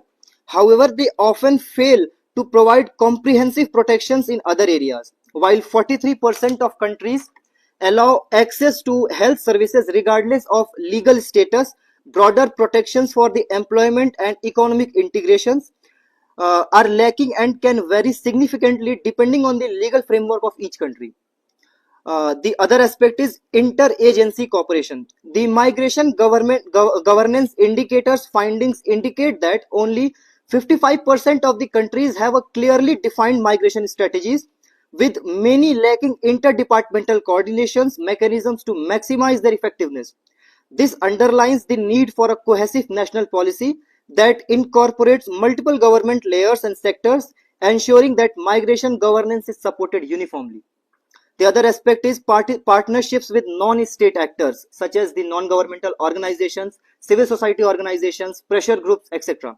While 47% of countries are involving diaspora communities in policy making, the report suggests a lack of systematic integration of these key actors into the broader governance framework. Enhancing the role of non-state actors can lead to a better policy outcomes, especially in aligning migration policies with community needs. The second last aspect is crisis management gaps. The report highlights that over half of the countries lack explicit strategies to assist migrants during crisis, indicating a significant area of improvement for migration governance. Experts suggest that as migration continues to evolve due to global crisis, whether they be political or environmental, the nations require robust, clear policies that address immediate migrant needs during such emergencies. The last part is the sustainable development goal connections. The migration governance indicators act as a supportive framework for aligning with the SDGs, especially in ensuring humane and rights-driven migration governance. However, the report shows that many countries still have varying strategies for human trafficking and remittance management, emphasizing the need for a broader alignment and comprehensive approach that unify governance efforts under the SDG umbrella. Now, I would like to welcome my partner Himanshi to carry on the discussion. Now we shall discuss the essential elements ensuring orderly, safe and responsible migration through effective policies. It outlines 3 principles and 3 objectives under the migration governance framework. The principles include promoting the socio-economic well-being of migrants and society, addressing migration during crisis, and ensuring migration occurs safely with dignity. These principles create conditions for managing migration effectively, benefiting both migrants and society. The 3 objectives are aimed at adhering to international standards, using evidence-based policies, and engaging with partners to tackle migration issues. The relationship between emergency situations, rehabilitation, and migration is emphasized. The international community acknowledges the need to provide emergency assistance to support long-term development, ensuring that relief transitions smoothly into rehabilitation. Economic growth is also highlighted as vital for disaster preparedness and resilience. The migration governance framework seeks to clearly present elements of good migration governance, aiming to ensure that migration is humane and orderly. Principle 1 stresses the importance of respecting international laws and migrants' rights, which should apply to everyone within a state's territory. This includes combating discrimination and ensuring access to protection. Principle 2 asserts that migration policies should be based on evidence and adopt a whole-of-government approach. Comprehensive data and analysis on various aspects of migration must guide these policies, including demographies, internal displacement, and labor markets. A state should recognize migration's links to factors like climate change and develop policies that consider the multiple sectors influenced by migration. Principle 3 emphasizes the need for strong partnerships among various stakeholders involved in migration, such as governments, local communities, and organizations. Good governance in migration requires collaboration to develop effective strategies and broadens understanding. Now I will discuss the major objectives of International Organization for Migration regarding cross-border migration and governance. Objective 1 aims to advance the socio-economic well-being of migrants and society. Factors like poverty and instability can push individuals to migrate under unsafe conditions. Addressing these drivers by promoting stability, education, and job opportunities can help individuals choose whether to migrate or stay. Objective 2 focuses on effective responses to crises affecting mobility. Millions of individuals are displaced due to disasters, indicating the long-lasting effects of crisis on migrants and communities. Concerted international action is necessary to support those affected and address the root causes of these crises. Objective 3 highlights the need for safe, orderly, and dignified migration. This involves migrating risk during the movement of people and maintaining the integrity of migration schemes. Cross-border health measures and cooperation among migration, law and security agencies are crucial for addressing issues like irregular migration and other transitional crimes. Now Ashish will come and discuss further.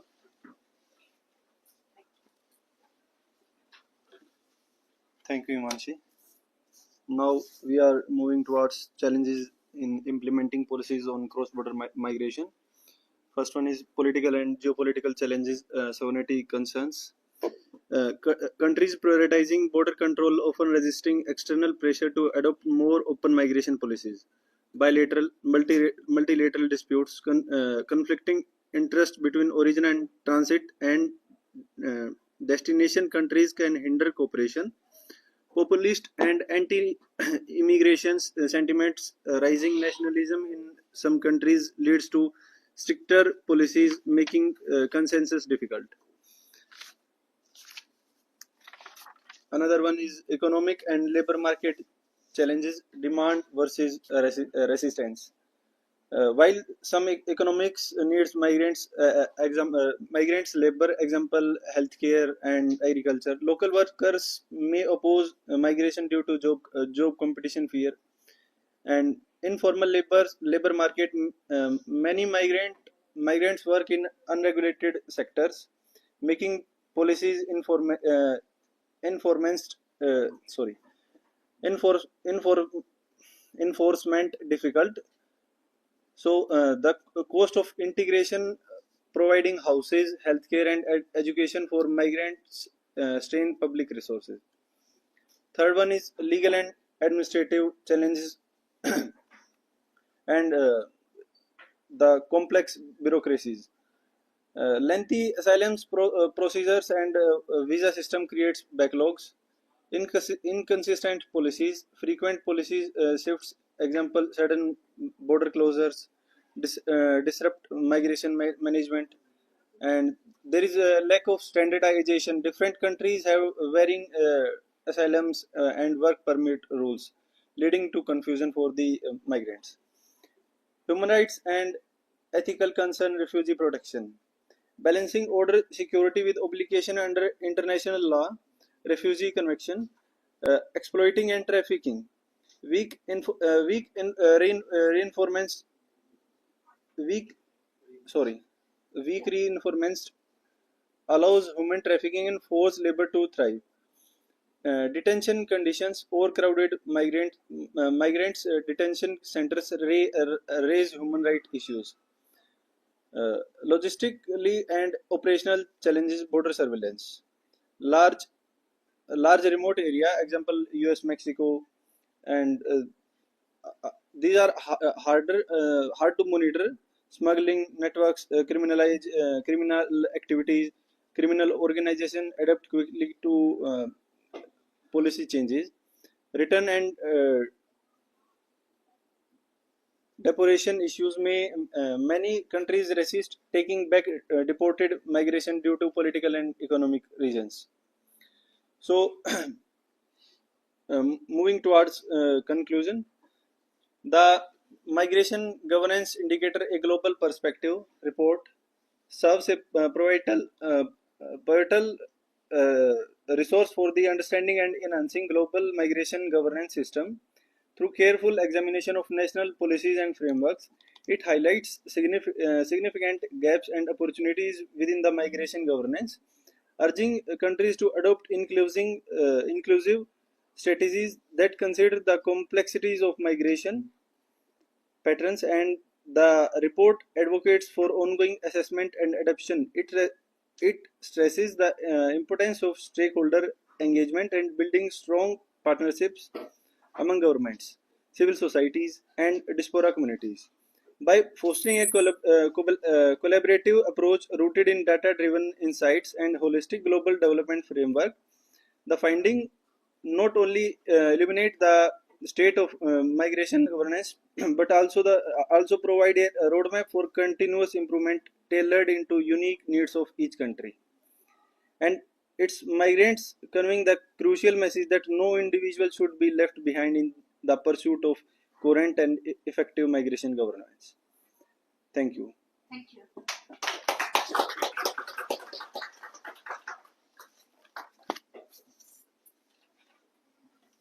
Any questions? Anybody? Migration governance.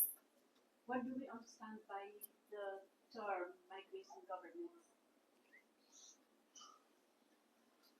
Managing how the migration flows actually govern, framing the policies for migrants both in the host and destination countries. It's about international migration. Okay, again, it's not national, but within country, but international migration, how to manage them. And I've heard the word, we all heard that word, safe, orderly, and unified migration. These are new terms coming up. They didn't exist 10 years ago. Now they're kind of focusing on how to make migration safe, orderly, so people are using the right channel, not going, avoiding or going through the route, for example. Safe, and then they are safe, orderly, and dignified, and they're respected. Migrants are respected. These are the kind of terms associated with migration governance. And there again, there are guidelines and there are policies, but again, we heard that this morning, there are soft guidelines, soft laws, and it's really difficult to enforce those regulations. And people have different views, and people, you talked about the nationalistic and protectionist, and we don't want the migrant to come and take our jobs, for example, and that doesn't make it dignified and respectful migration, does it? It's a difficult one. These are the enforcement is challenge. It's not just like having a document, written document there for people to use or implement in relation to migration governance, but you need multi-sectoral approach. Local people should accept, welcome migrants as well. And there are government guidelines, but if the local people don't accept and they are hostile towards migrants, they are not safe or dignified, respectful migration governance. And you need CSO community organizations, non-governmental organizations to collaborate and cooperate with migration governance, which is lacking. At least something is coming up. 10 years ago, these documents didn't exist, for example. Now they are becoming kind of new word, new ideas for migration governance. And that's, I think, Yeah, it's the latest report yeah. in 2019. Yeah, they've done a good job, and hope it gives you kind of understanding of complexity related to migration governance. There are some other areas we will continue, and they will be relevant to this topic again, migration governance, how to manage migration at the global level. And countries have different approaches. Some are kinder to migrants, and others are not. All these human rights we talked about, they're not all kind of respected by all government policies. It's all kind of, there is no standardized regulation of policy. For example, migrants should have right to health care.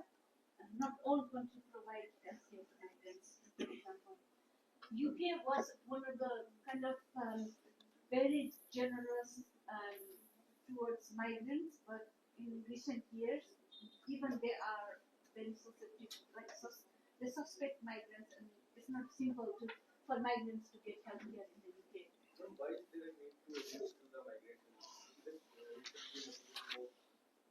Without any laws to administrate the governments, why is there a need? Because the need is migrants are treated badly, and migrant rights organizations are coming out to speak for them.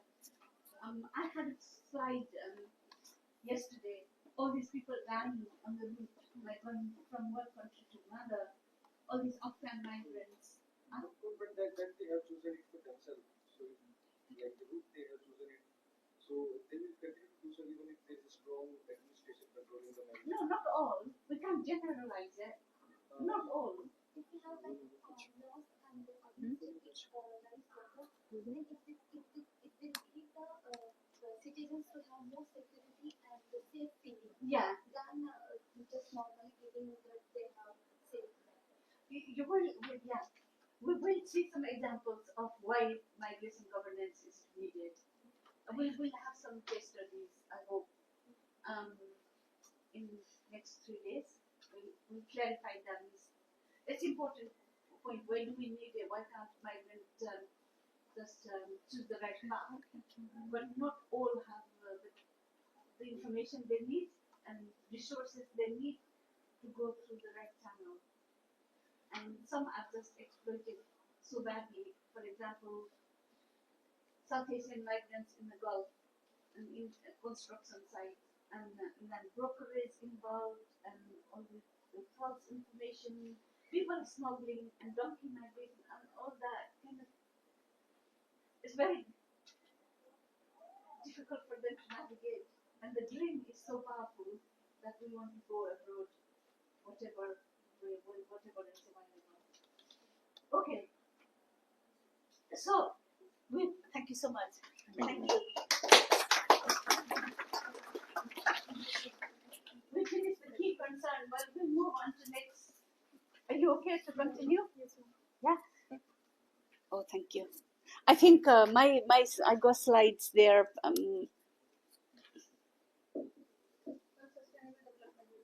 Yeah, sustainable development. It has come up in sustainable development goal because of migrants' death. Sorry. Oh, you go. Oh yeah, of course. Then fine. Because some people chose so many different. I'm all confused. Okay, then go on. That is important as well. Yeah. I'm sorry. Because it's important because it has come in like a part of sustainable development goal. That means something, doesn't it? That says something. Sorry. I'm rushing, but I think the discussion is like important, engaging.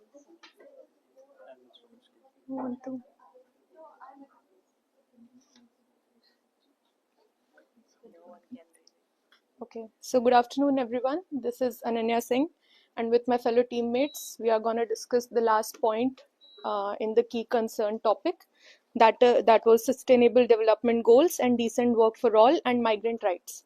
So, as we are talking about the soft laws pertaining to migration, and as previously the previous presenter have talked about the SDGs goals and everything, we are going to elaborate on that. So I'll start by asserting the importance of migrants as they are essential structure of the worldwide economy. As numerous migrants cross length and breadth around globe for seeking enhanced working and living conditions. So surely in practicality though, leaving one's own land of origin for hopeful systematic progress in lifestyle in a culturally or socially alien society pose greater challenges and alters their identity. Thus, a normal person gains the identity of a migrant, which often leads to negative connotations and stereotypes attached to him and her, posing threat to his or her social, cultural, economic, and human rights. Thus, there comes the importance of sustainable development goals or the global initiatives regarding the migrants. So, the sustainable development goals or the SDGs incorporates the issue of migrants and provide way through such ongoing situations of migrant exploitation.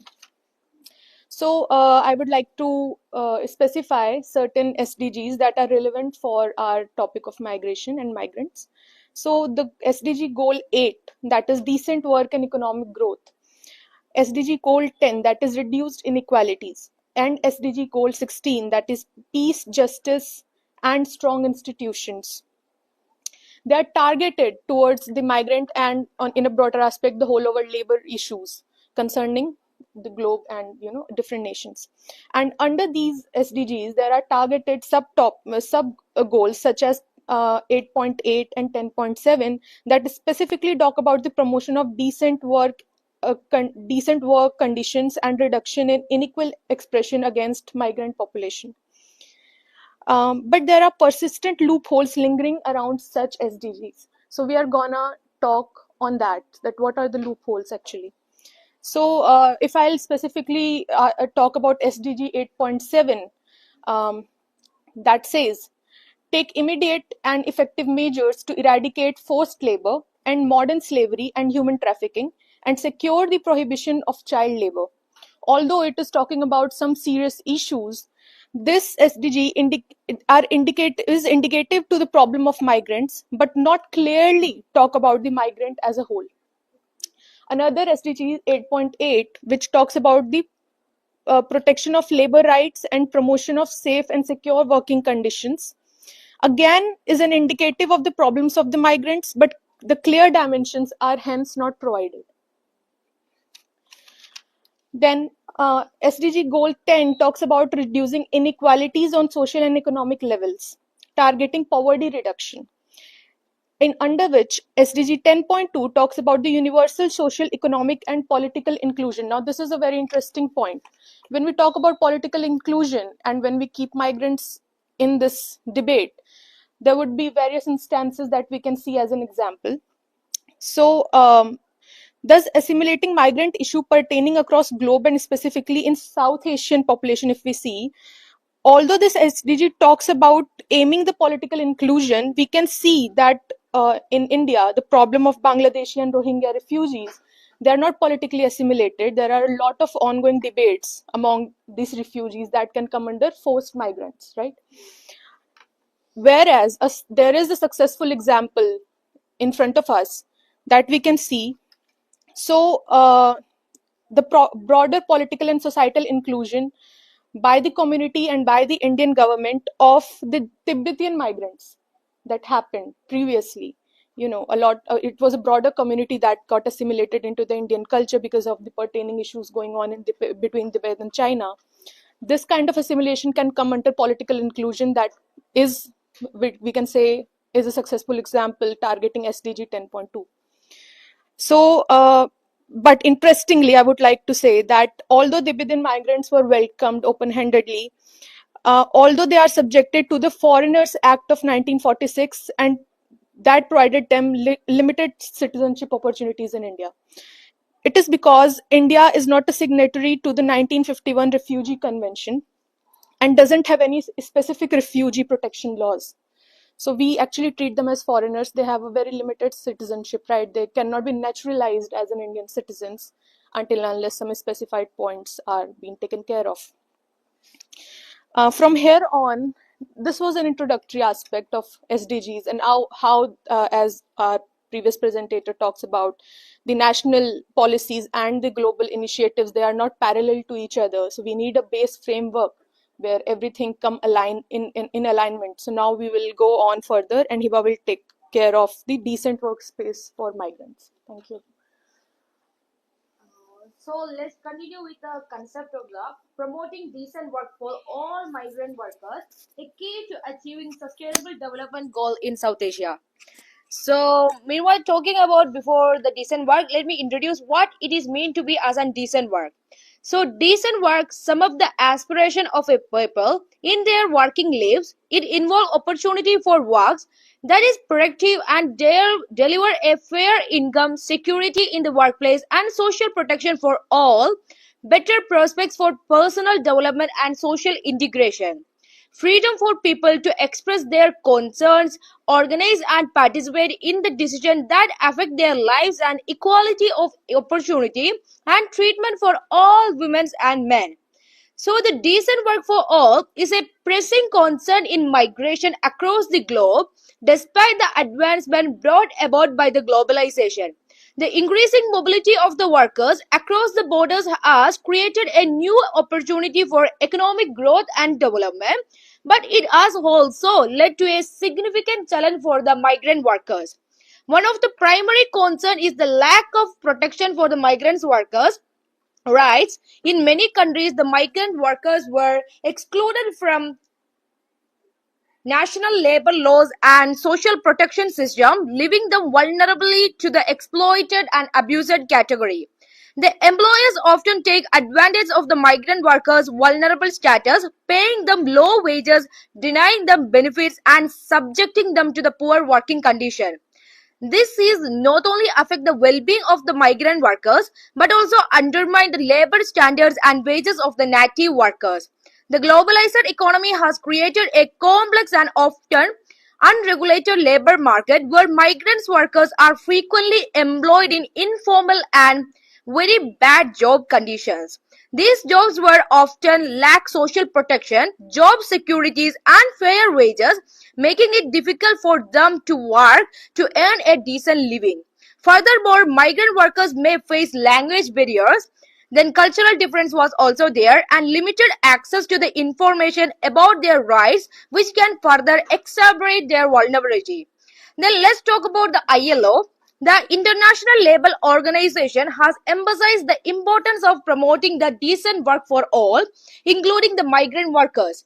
The ILO's decent work agenda called for promoting fair wages, safe working conditions, and social protection for all workers, regardless of their nationality and migration status. This is a very interesting point, how they have been trying to support the conditions and the welfare of the migration amidst the fact of their nationality or the migration status. The ILO has played a major role in this.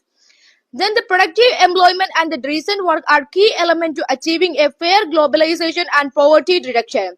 The ILO has developed an agenda for community of the work, looking at the job creation, right to work, social protection, and social dialogue with gender equality as a cross-cutting objective. The gender equality was also mentioned here. It is also a very important point. Like we also have to talk about the role of the women in international migration and the role of these kind of development goals in order to support the welfare of the women.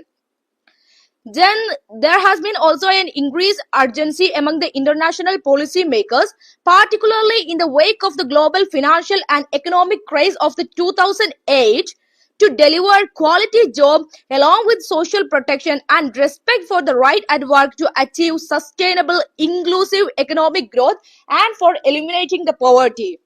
Then let's talk about another concept. So the decent work and the sustainable goals, there was another aspect which was been come under the UN General Assembly. So during the UN General Assembly in the September 2015, the decent work and the four pillars of the decent work has been come forward, and this agenda which become a integral element of the new 2013 agenda for the sustainable development.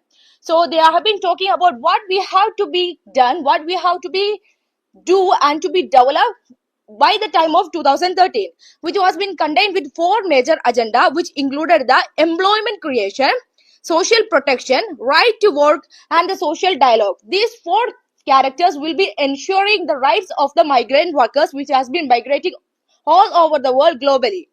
Furthermore, key aspects of the decent works are widely embedded in the targets of many of other 16 goals of the UN New Development Vision. Then leader statement and actions for of the G20, G7, European Union, the African Union, and other multilateral regional bodies also confirm the significance of decent work to crisis recovery and sustainable development. In addition, there is a need for greater international cooperation to address the challenges faced by the migrant workers. These include sharing best practices, developing common standards, and providing technical assistance to the countries to improve their labor migration governance. By working together, the countries can provide a fair and equitable treatment for the migrant workers, which can help to reduce poverty, and reducing these inequalities also has been a concern, and promoting the economic development and the posture for inclusive and sustainable society. Then now I would like to call Daljit for continuing with the presentation.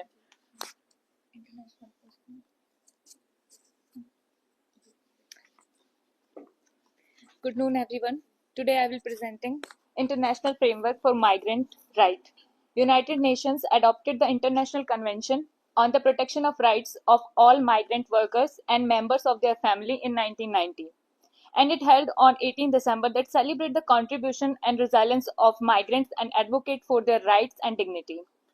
The latest World Migration Report, released by the International Organization for Migration by the confirms that the migration from the UAE, the US, and the Saudi Arabia ranks among the top 10 country-to-country migration corridors, and male migration from India constitutes nearly 65% of total external migration, indicating that men often migrate for work while women tend to stay behind. The United Nations, the primarily global body setting human rights standards, creating the Universal Declaration of Human Rights in 1948. Office of the High Commissioner for Human Rights oversees the promotion and protection of human rights worldwide, and the UN Human Rights Council monitor and address the human rights violation globally. Migrant rights are globally recognized and protected by the international law, including human rights law, labor law, and refugee law. Migrants are entitled to some basic human rights as everyone else, plus specific protection related to their status. International instruments. Universal Declaration of Human Rights, Article 13 of the UDHR guarantees the rights to freedom of movement, including the right to leave any country, including one's own, and return to it. International Convention on the Protection of Rights of all Migrant Workers and Members of their family. This convention, adopted in 1990, provides specific protection for migrant workers and their families. International migration law, this encompasses a range of legal instruments, including those related are refugee law, humanitarian law, which protect migrants at various stages in their migration journey. Global Compact for Safe, Orderly, and Regular Migration. This is a non-binding agreement adopted by UN member states in 2018. It objective to better managing migration at local level, regional and global lands. And the non-binding agreement, a non-binding agreement is an understanding or arrangement between parties that does not have legal forces. International standards developed by a United Nations Human Rights Office and emphasize the importance of respecting, protecting, and fulfilling the human rights to all migrants.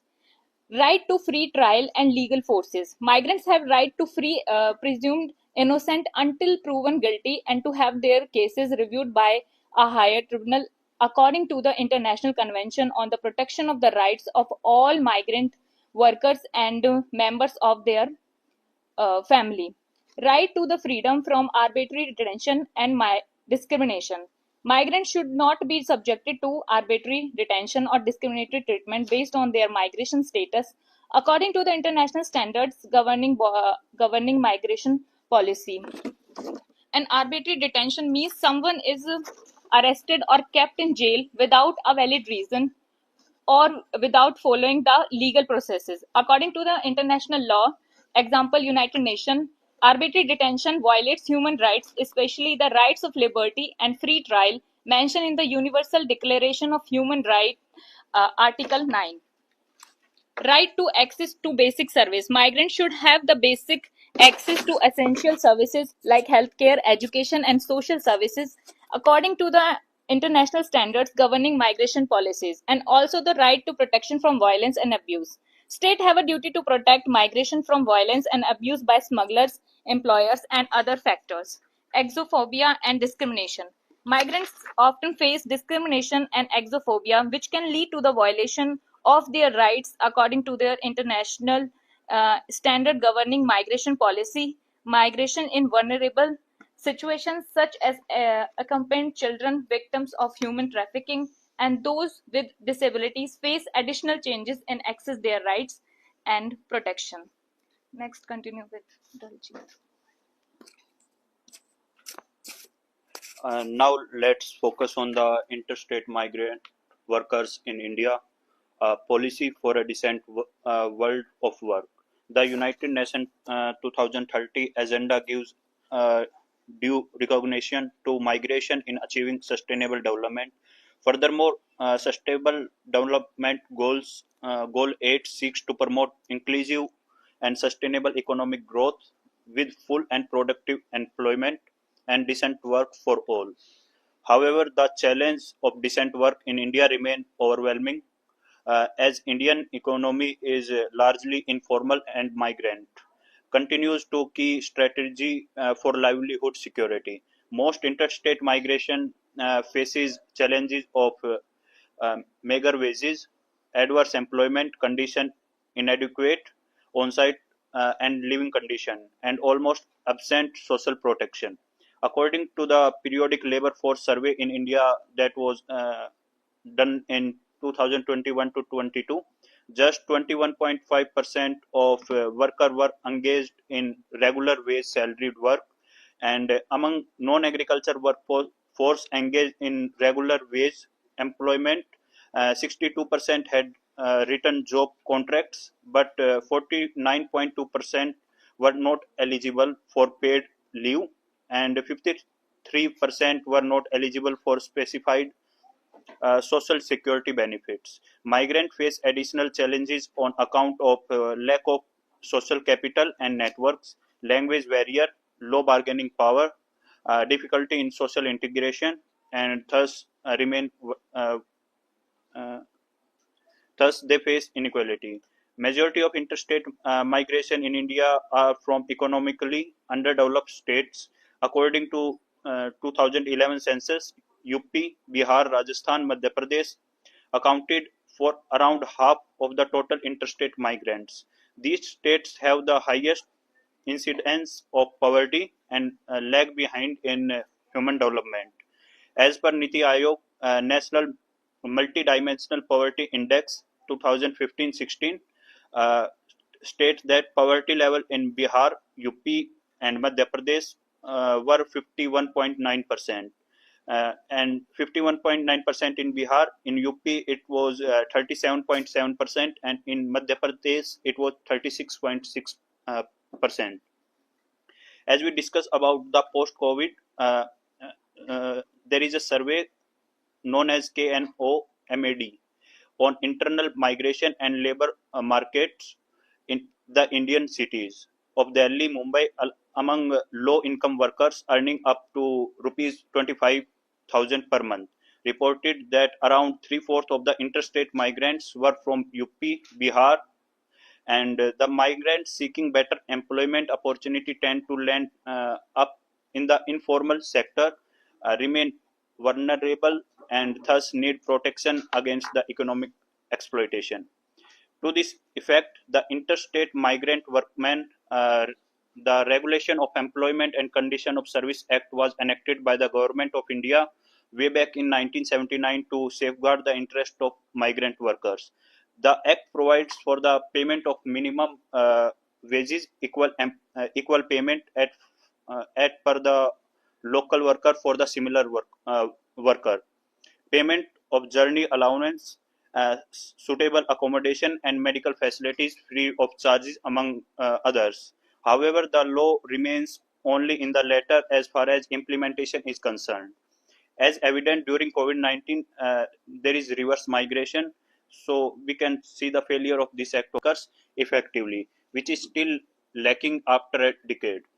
Indian labor force remain largely informal and unorganized. However, there has been a lack of systematic data on unorganized worker, although there have been a periodic survey by the National Sample Survey Organization or incorporated non-agriculture enterprises. These are enterprises survey rather than workers survey, and also exclude the construction sector, which is major employer of migrant workers. Wages and social security are among the lowest in the construction sector, but on the account of non-availability of other non-farm employment, there has been a continuous surge in construction sector employment.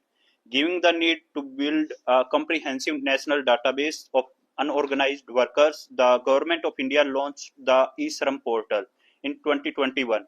It is the first ever national database of unorganized workers, including migrant workers, construction workers, gig and platform workers, and street vendors, domestic workers, agriculture workers, and other unorganized workers. The highest registration in eShram portal are from the major interstate migration states such as UP, Bihar, West Bengal, Madhya Pradesh, as well as interstate migrant receiving state like Maharashtra. Having the database is just a prerequisite. The main challenge is to protect all workers, including unorganized workers. The government therefore also introduced the Samadhan portal to address workers' grievance, including illegal termination, delayed payment, and unauthorized deduction. It also deals with the non-payment of maternity benefits and discrimination on the account of gender, equal reminiscence, minimum wages, and the bonus and overtime allowances. The portal addresses grievance pertaining to Industrial Dispute Act of 1947, Maternity Benefits Act 1961, Payment of Guarantee Act 1972, Equal Remittance Act 1976, Payment of Wages Act 1936, and Minimum Wages Act 1948. Even though the portal supports other law pertaining to industrial dispute, it would be prudent to specifically bring the interstate migrant workman. Regulation of Employment and Condition of Service Act 1979. With the ambit of Samadhan portal, migrant workers face multidimensional vulnerabilities and are at greater risk of exploitation, and thus need specific intervention within the Samadhan portal. India need to take concrete steps towards the safeguarding the interest of migrants and ensuring the dignity of labor. The COVID-19 pandemic revealed that the shortcoming of the existing interstate migration policies. There is an imminent need to bring out some comprehensive interstate migration protection and welfare policies, as suggested by the Standing Committee on Labor in 2011 and 12. This will facilitate achieving the Sustainable Development Goal 8.8 that Ananya discussed earlier, target to protect labor rights and promote the safe and secure working environment of all workers, including migrant workers, women migration, and those in precarious employment. Migrant welfare and protection should be central to labor policy in ensuring a decent world of work for interstate migrant workers. And as we discuss about the Indian fundamental rights that describe about the freedom of movement and residence. So, Article 19, Section 1, Clause D and E discuss about the freedom of movement, and there is a reasonable restriction on that that is discussed in the Article 19, Section 5, that the Constitution allows for reasonable restriction of these freedoms in the interest of public order, security of state, or the protection of scheduled tribes. Thank you. Thank you. Now I would like to invite Ananya to conclude our conclusive points. Yeah, okay. So by all the points discussed by my teammates throughout the presentation, we can see a clear interconnectedness between the SDGs, the decent work environment goal, and the migrant rights. So they are interdependent and thus they work in tandem. Also, thus providing the protected and workable environment for migrants, we can successfully achieve the SDG goals. This presentation also highlights that the contemporary migration in South Asia requires comprehensive and pinpointed approach for structural implementation. Therefore, critical analysis of the migrant rights and complexity should be tackled specifically. A comprehensive approach is thus needed to specifically tackle this issue. I would like to highlight what our previous presenter Vikas and team talked about, the fragmented policy on migration issue and the insufficient data collection methods.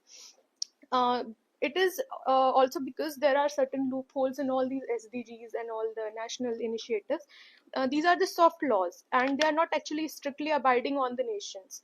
So which leads to the serious exploitation and disregard for such promising goals. Which leads us to a conclusion that presses for serious and legally abiding frameworks for nations concerning to migration issue.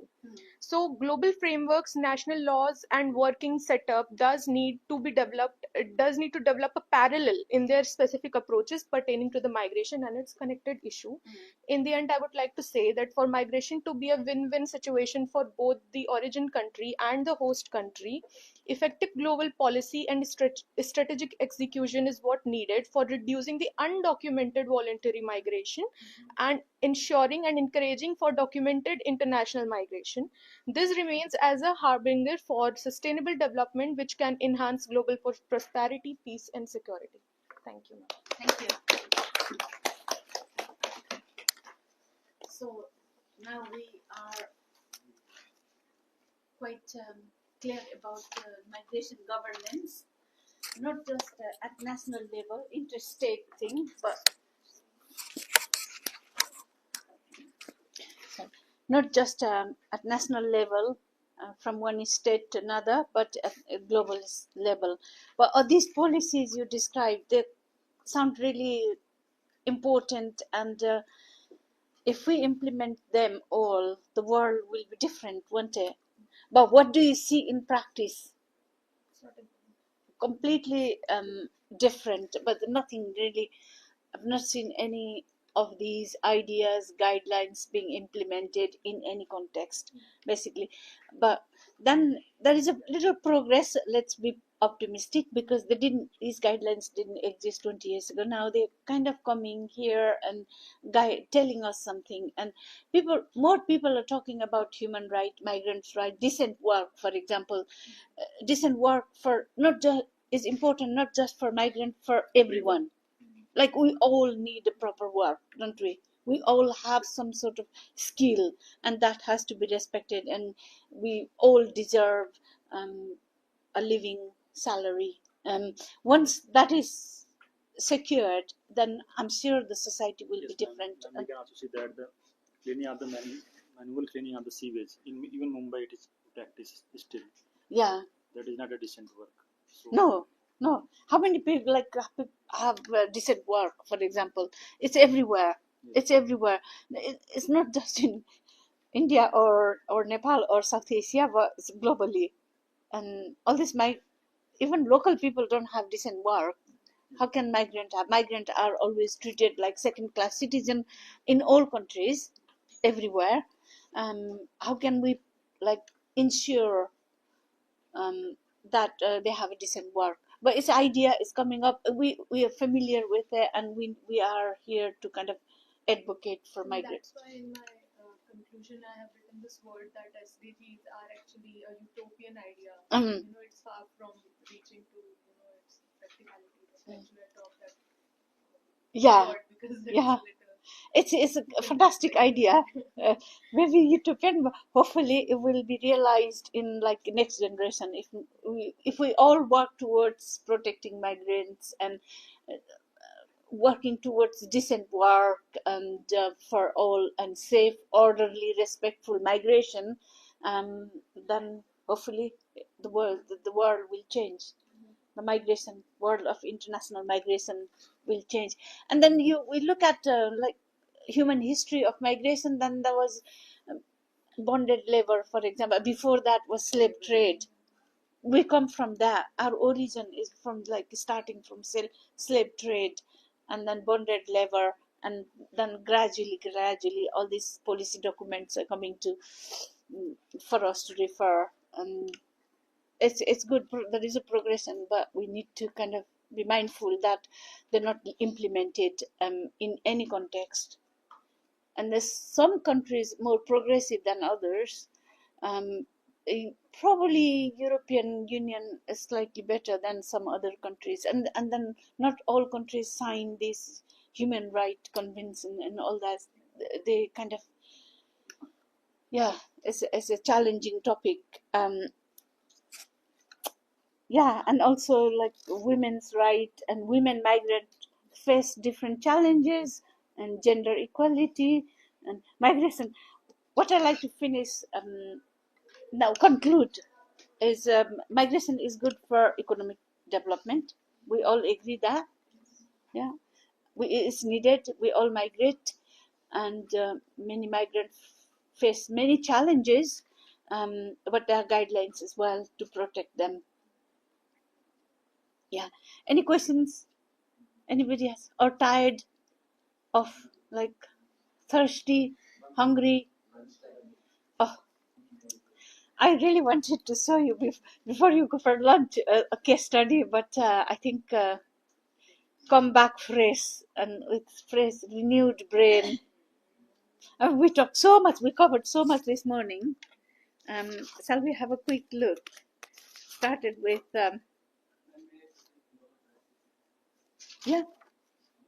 you want to present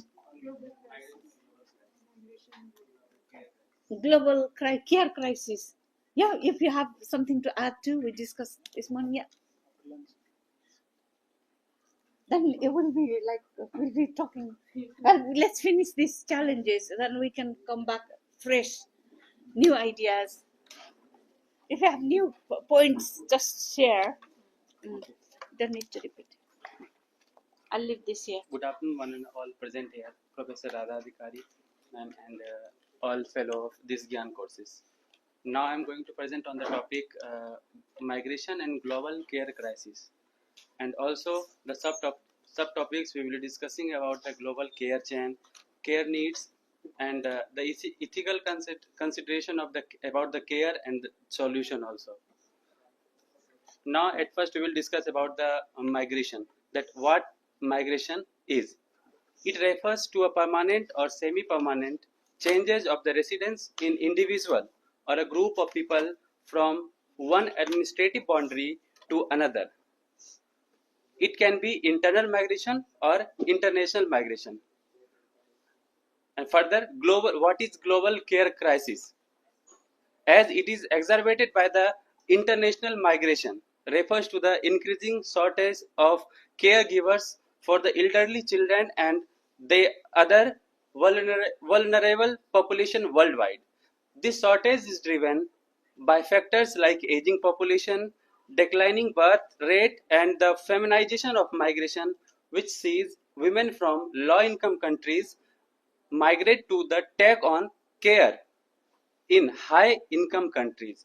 And the key aspects of the global care crisis due to migration are global care chain.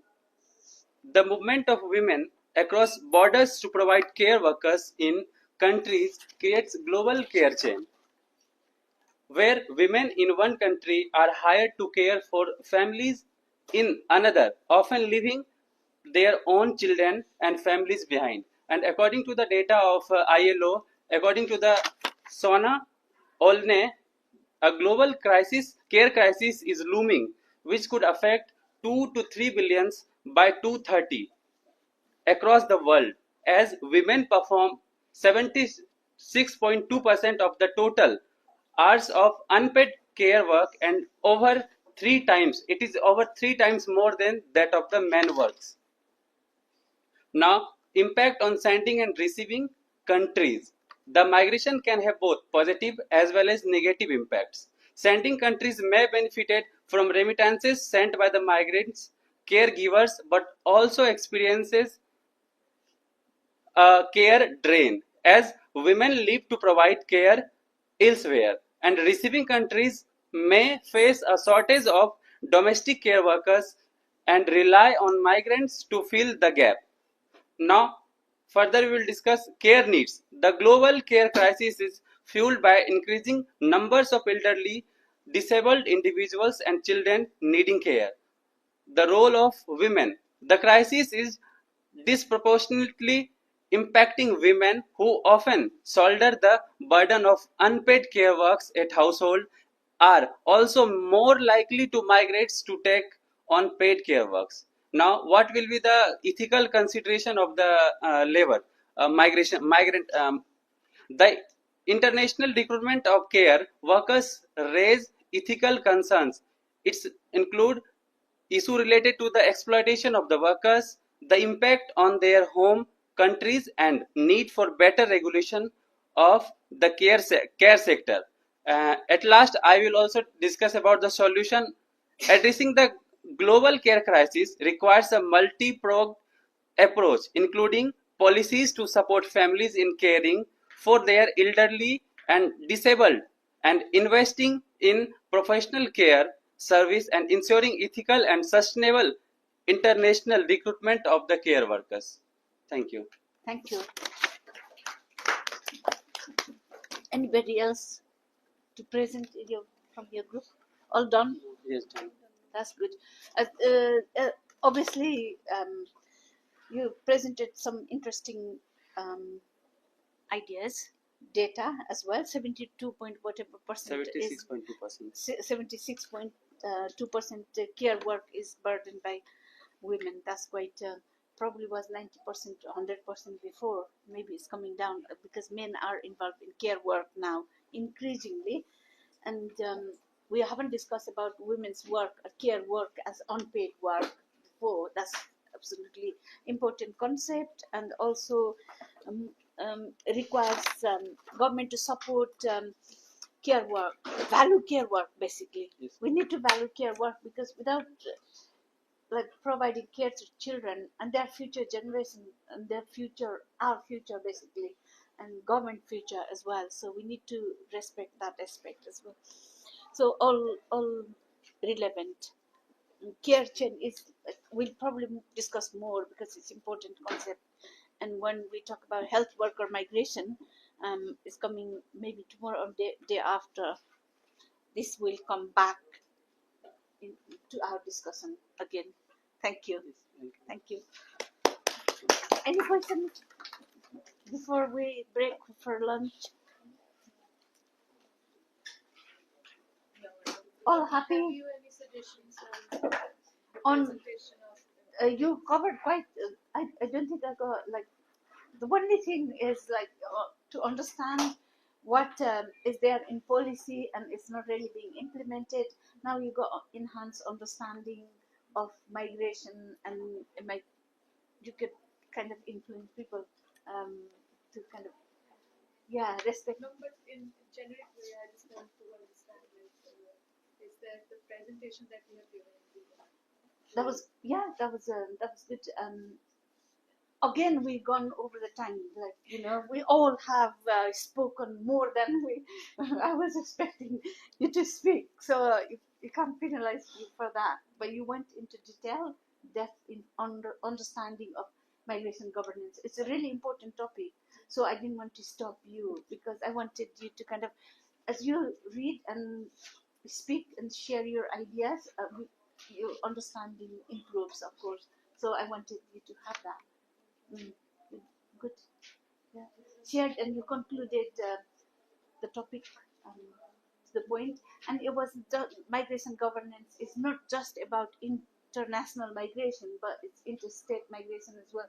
And there's so many layers of abuse and mistreatment, maltreatment for migrants, and they're like neglecting their vulnerability, and all covered. Good, well done. And you brought gender issues as well. That's very important. Obviously, women face different kind of challenges than men when they migrate. Happy. Good. Any questions you have? All happy? Yes. Go for lunch. I know everybody feels a bit tired and ready for a little boost of energy and come back fresh.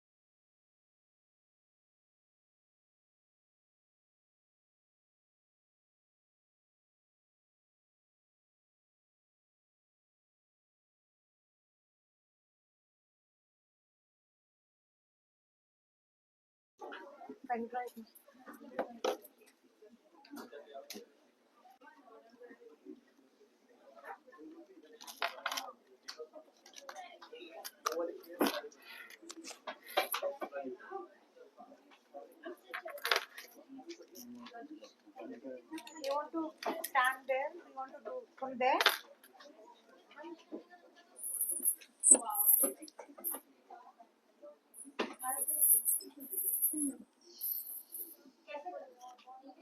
यहीं खड़े होके है ना यहीं पे हम लोग खड़े होके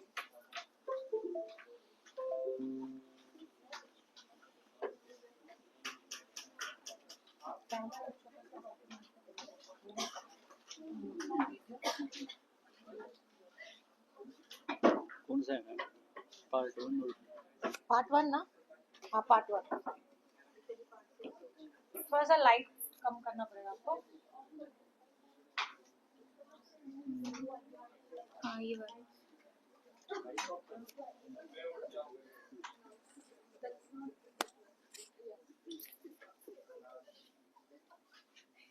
Where you stand here?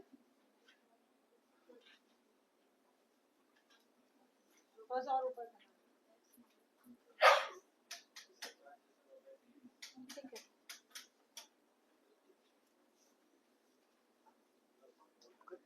हाँ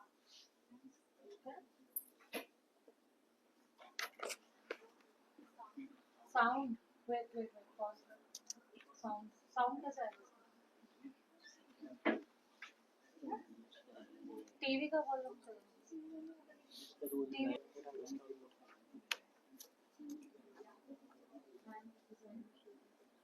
इसमें नहीं आ रही audio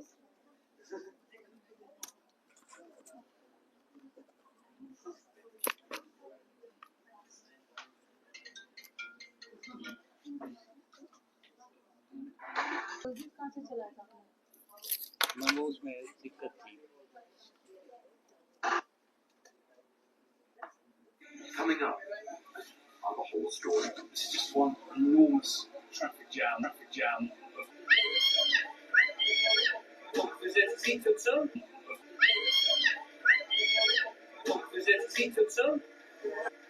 Starting tonight, we are bringing you the best of CNN storytelling from our reporters and anchors all over the world. It's one whole story, one whole hour, every Sunday at 8 p.m. Tonight, we take you on a dangerous and difficult journey through the Darien Gap, the only land route connecting South America to Central America. It's a 66-mile stretch of jungle between Colombia and Panama, so migrants hoping to get to the U.S. have to get through through rivers and mud. Along the way, people made this journey compared to the same period last year, and a record number of them were children. To see what they face, CNN's Nick Payne-Walsh and his team recently walked the entire route. Some of the things he saw along the way are graphic and hard to watch, but we want you to see the reality of what's happening on the trek, a migrant trail to America.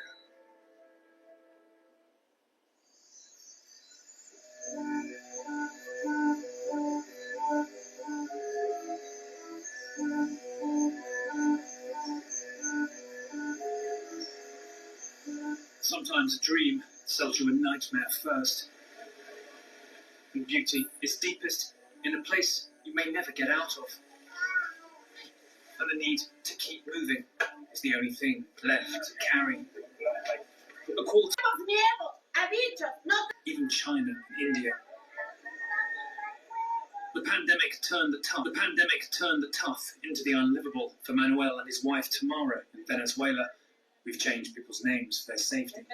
Ya por nuestro hermoso presidente nos obligó a la situación, la dictadura.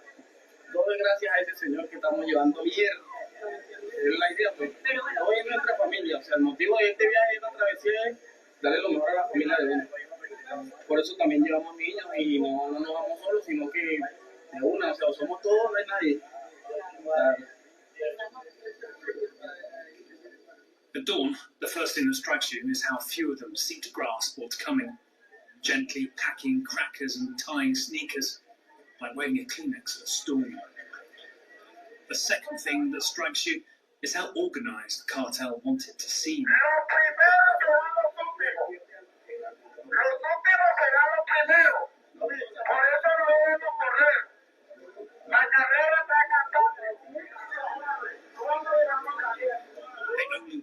when they're told to.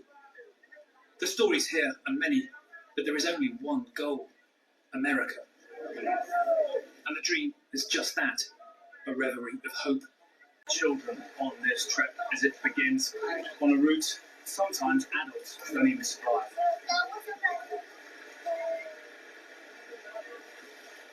We heard Jean-Pierre's son, Louvain, coughing all last night.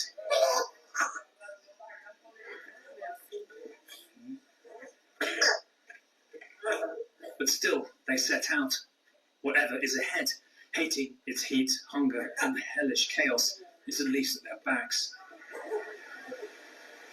There are the older two, 58-year-old Maria, a teacher from Venezuela, whose monthly salary of $16 can't feed anyone. So she and her daughter Yendri are headed to Houston, hopefully to relatives. We've only been going a matter of hours, and I've just seen an endless series of river crossings. And the conditions are just constant water and pretty exhausting. Manuel and Tamara, like many here, try to keep the kids going with treats. And then there are those whose jungle it is, the wildlife. One bite from this snake, and you may never leave. The walk is organised as that makes more money. In fact, the cartel gave us permission to be here as if to parade that. These discarded colour-coded armbands show which day and route people have paid for. The football shirts are porters, each numbered, charging to carry bags, even children, uphill. But it doesn't always work out. Wilson is separated from his parents. Their porter raced off ahead. Je m'appelle Nick, enchanté. Donc vous êtes ici toute seule? Oui. Vous attendez votre parent? Ils sont où? Derrière, oui. Vous allez à l'Amérique? Vous allez où?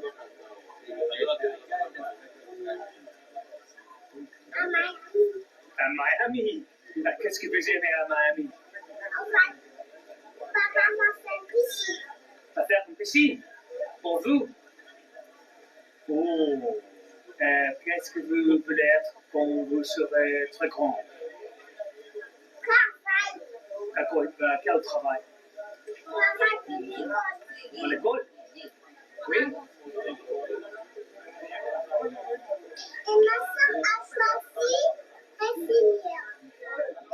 Nearly 1,000 unaccompanied children were found on the route last year, the UN have said.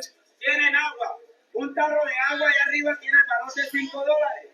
Sé que muchos no tienen la plata para comprarlo. Entonces, más bien, arriesguense a llevarse un galocito de agua.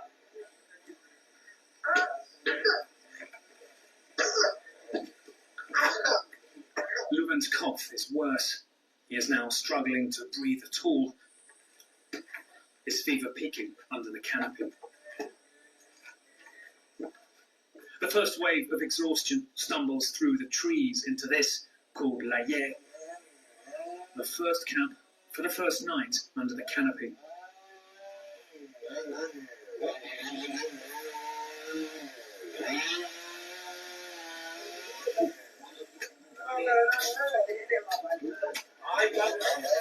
They are still chainsawing their way into the forest here. Cheap tents on freshly fallen.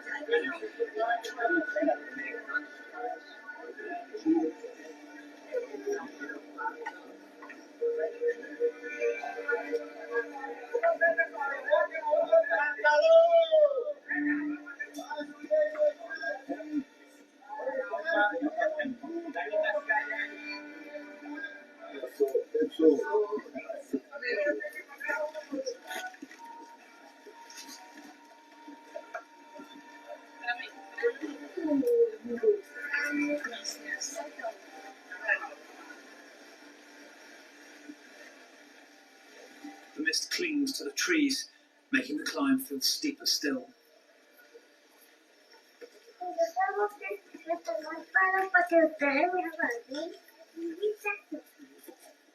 Some children embrace it all, bounding upwards playfully.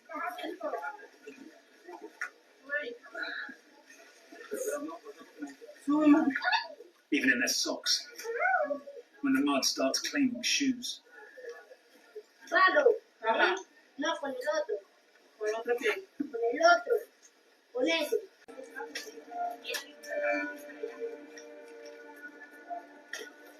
Others have come here with little. Others have come here with little but their will to move, propelled forward by knowing what is behind them. And your university. And your university.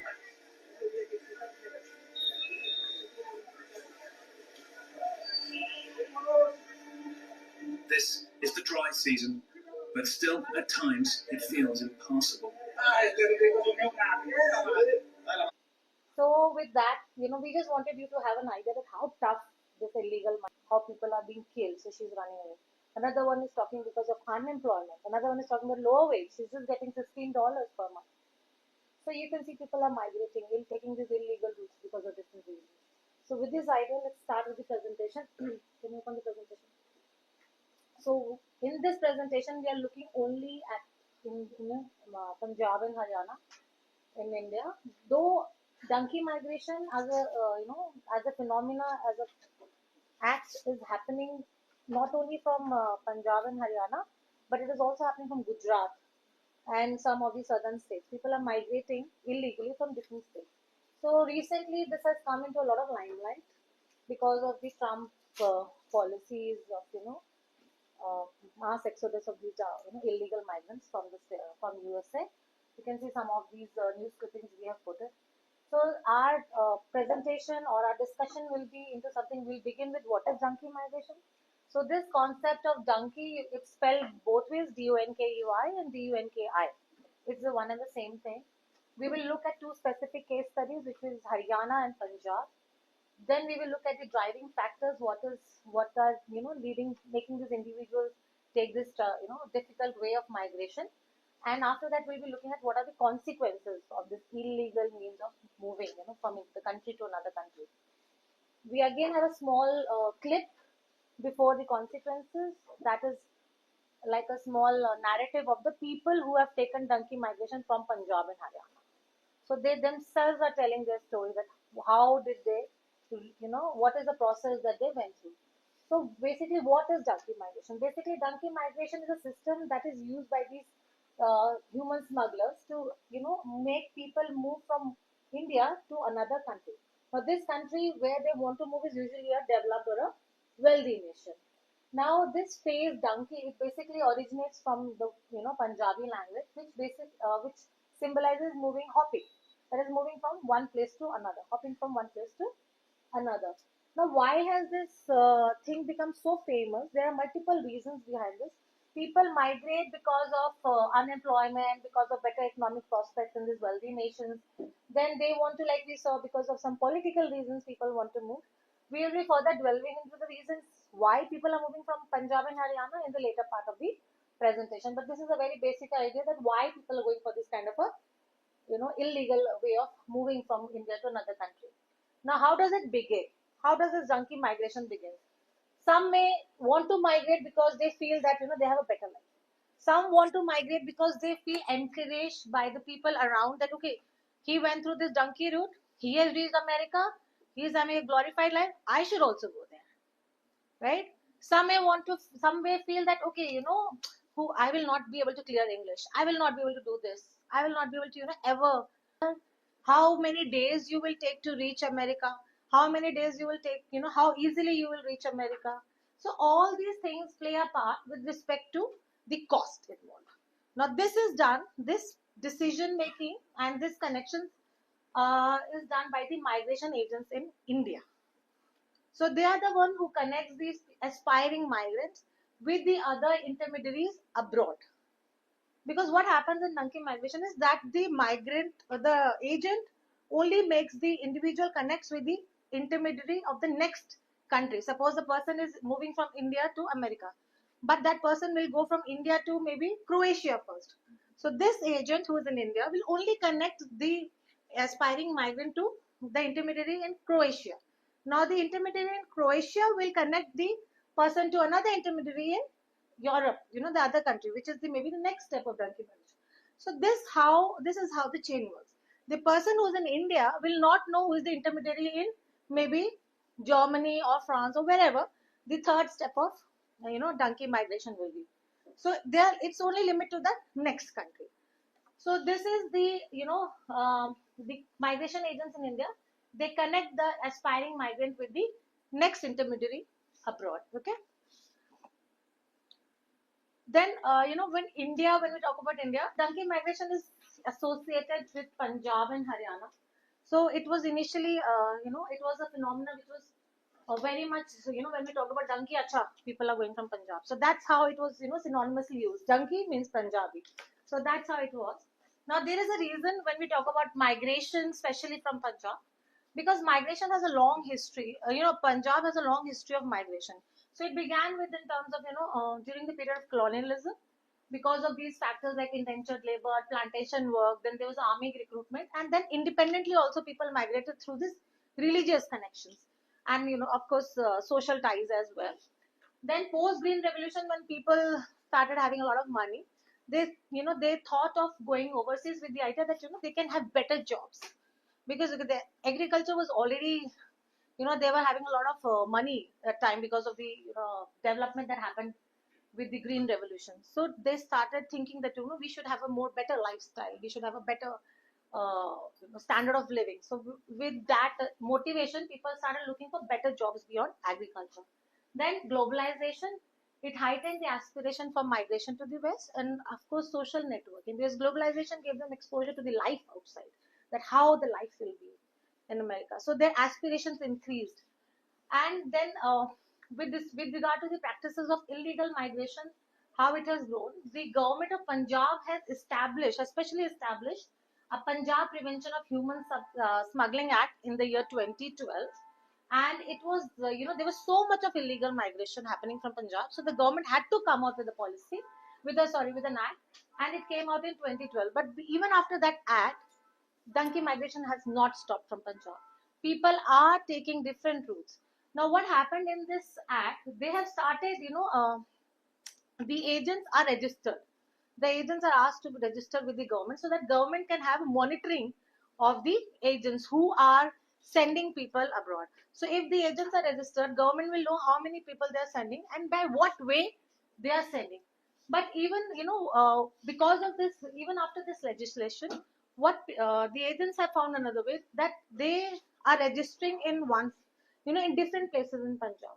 So that way the monitoring is becoming difficult. Then another way they have found is they have started targeting people from Haryana, the border areas of Punjab. Now the agents have started targeting people on the border areas of Haryana. So that is the North Haryana. So from here, it is like a flow. It has percolated to Haryana. The donkey concept has percolated to Haryana. Now, initially, it was in the northern part of Haryana where this donkey migration started. It was Jind, Kaithal, Karyana, and Karnal and Kurukshetra, which were the centers of illegal migration. But now people have started moving from other parts of Haryana also, especially Sonipat, Rohtak, and Hisar. There is no caste-based, movement here. People from all the castes are, taking up this route for migration. In fact, there are certain, articles where we read that even PhD scholars are taking donkey migration. So, we have this idea that, okay, people who are not very educated are the ones who are taking donkey migration. No. No caste discrimination, I would say, and no, educational ceiling that, okay, only people who are just 12 past. No, PhD, even like people with higher education are taking up donkey migration in Haryana. Now, what are the most popular destinations among people in Haryana is US, UK, and Canada.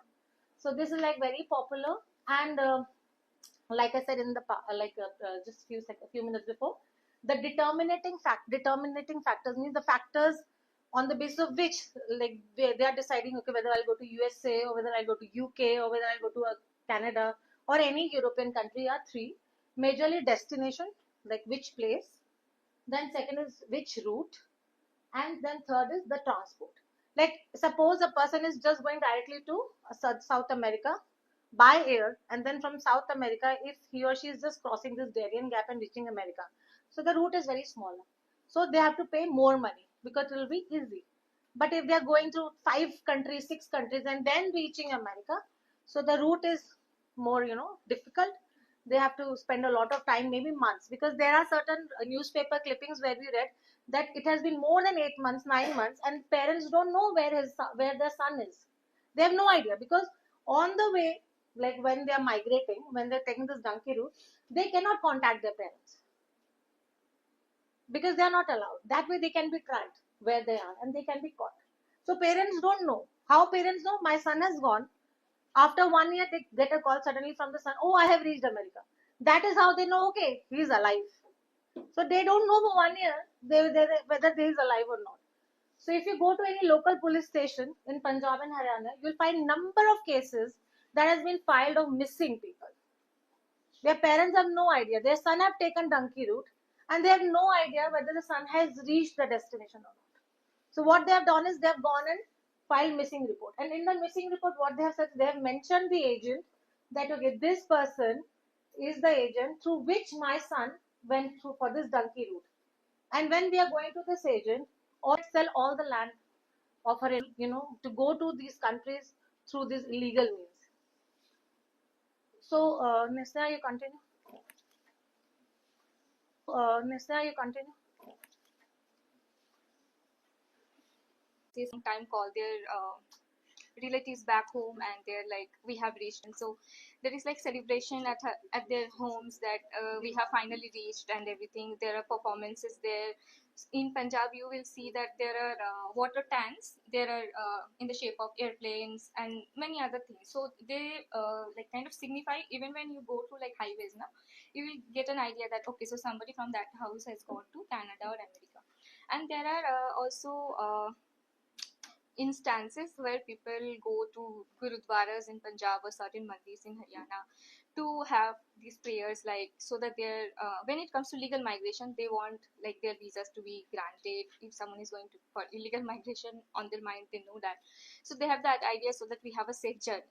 So this is just an anecdote from our fieldwork in Punjab. So we visited a church there in Ludhiana, and there were, after the mass, there were around 6 to 7 people who were meeting the father there. So they were basically trying to consult that our visa is stuck somewhere in the procedure, so we want us to be granted and we want job there or study visa there.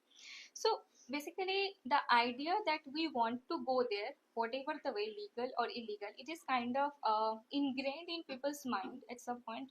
Professor Gill was talking about it the other day, that it has somehow become a status enhancing matter. That so here I'll be starting from the points like why they even want to go, that is the goals and the means.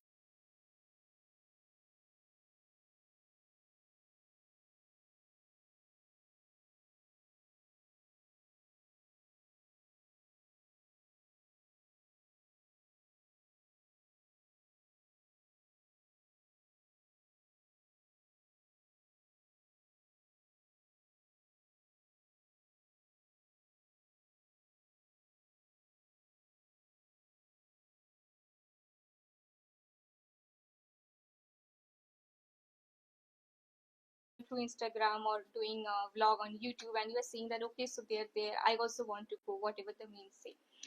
Also, so I said the social status is also there. Next I will be talking about why people, when they have certain kind of goals, why they are not trying to have their jobs in India as well. Firstly, the social status is obviously outside, but then safety is back at home. But there is, firstly, there are continuously cases of unemployment. So for example, in Punjab, it has been agricultural economy. Post-Green Revolution, agriculture is still there. But at the same time, there is the aspiration now. We want to be in other jobs. We want to move around the world. Then Punjab has a long history of migration. So unemployment is already there, but you also have aspirations. And the in between, with the skills that you have, it is not always possible to get those jobs with which you can just move there.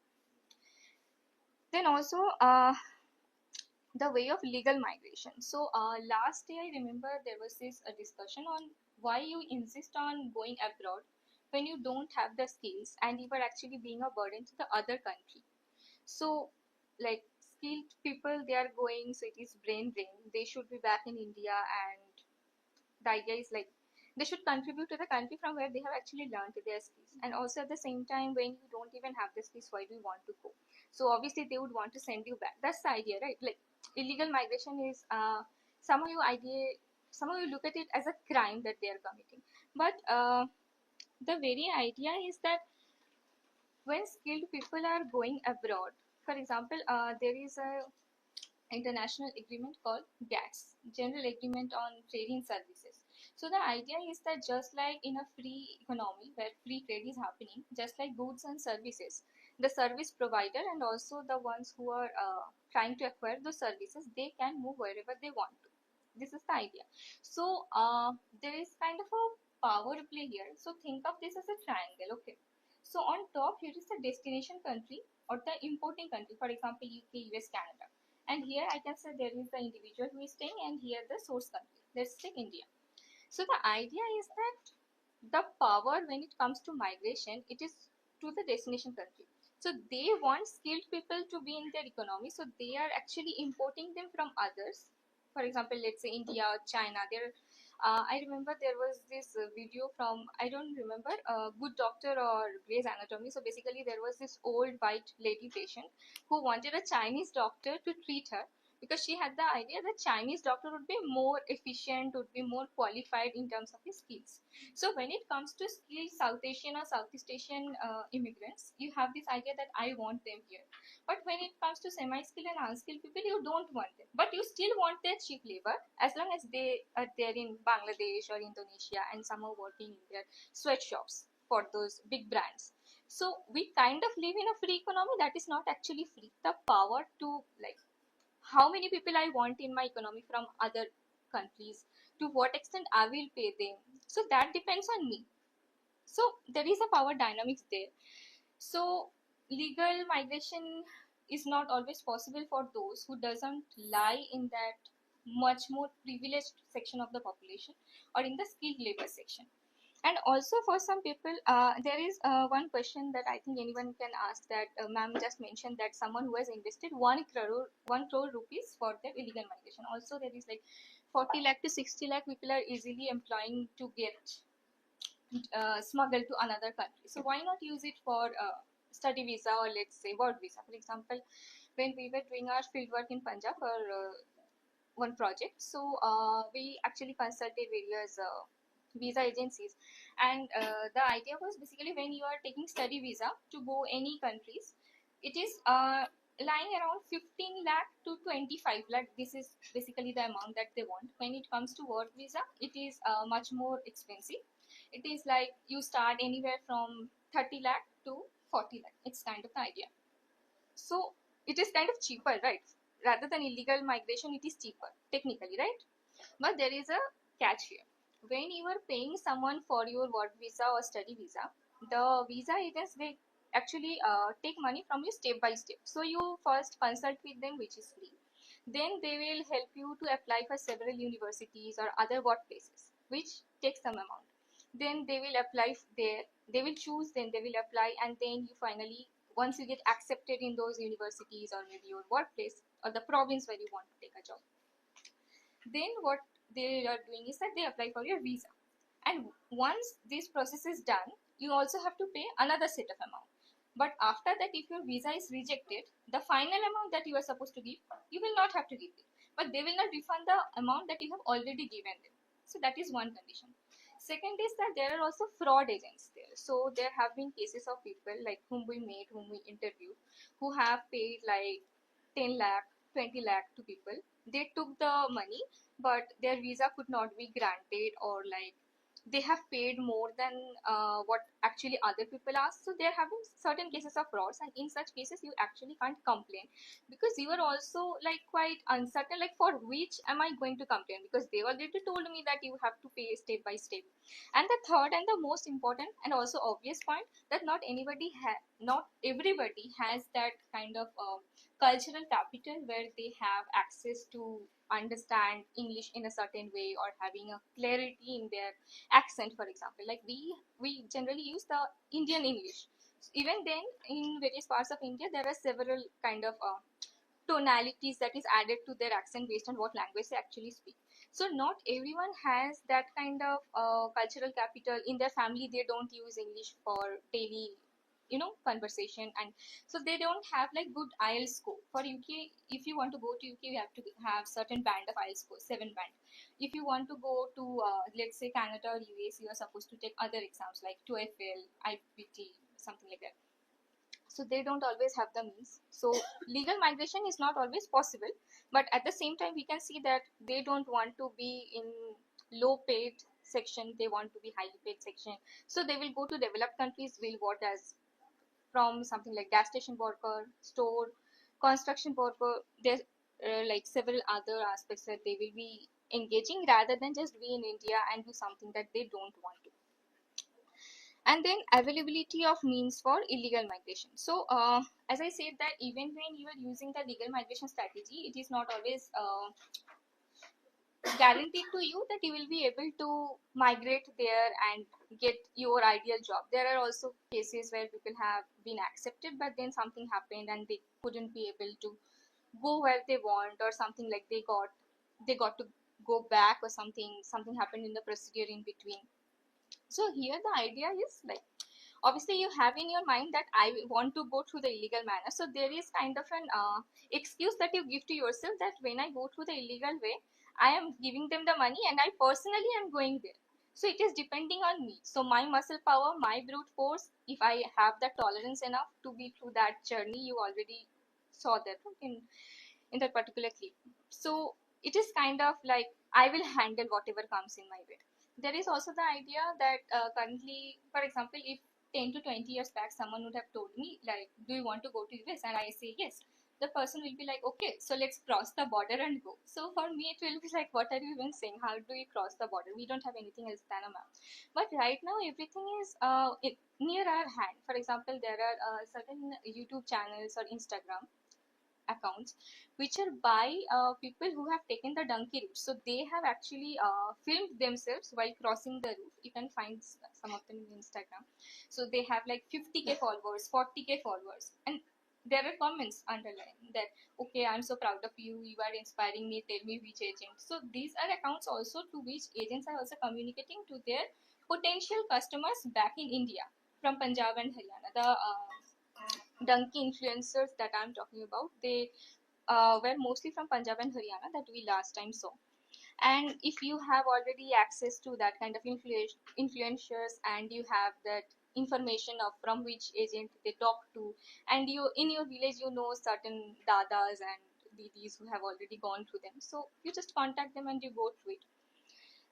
Now you can tell me after listening to this much that, okay, isn't it like kind of you are trying to advocate, like you are being the devil's advocate, like they have certain situations, so it is kind of acceptable that they are taking the illegal route. But at the point is that we are not advocating it, or we are saying they did right thing. The problem is that I already mentioned that there is a power dynamic there. So who can go? For example, we are saying that unskilled and semi-skilled migrants, they are not welcome there. So they shouldn't be going when they already know what is the result. But at the same point, during the 1950s, let's say, after the colonization, when there was like post-war restructuring phase happening, so they needed cheap labor from the ex-colonies so that they could come and contribute to their new structures of development, so building their stuff and everything. So then they needed this. So the very fact that you can have the control over the say when you want us, when you don't, that's a problematic thing. So now Yeah, so we want to show small.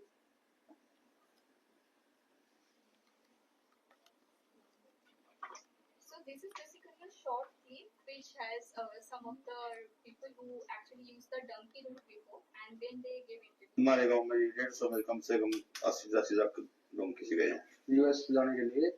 तो Mexico तक के पैसे होते हैं, वहाँ पे एक दीवार है, तो ये सिर्फ उस दीवार तक के पैसे लेते हैं 15 लाख। पूरा पनामा पैदल क्रॉस करना पड़ता है, जंगल भी है, पहाड़ी एरिया में है, ऊपर चट्टानों से भी चलना पड़ता है। फौजियों के साथियों की कोई सेटिंग है, वो उन्हीं के थ्रू डोंके लगवाते हैं, पीछे गाड़ी में बिठा के ऊपर जैसे कुछ कपड़े वगैरह ढक देते हैं वो, तो ऐसे नीचे लेटा देते हैं। Donkey is a well-known word in Gholpura village of Haryana's Karnal district.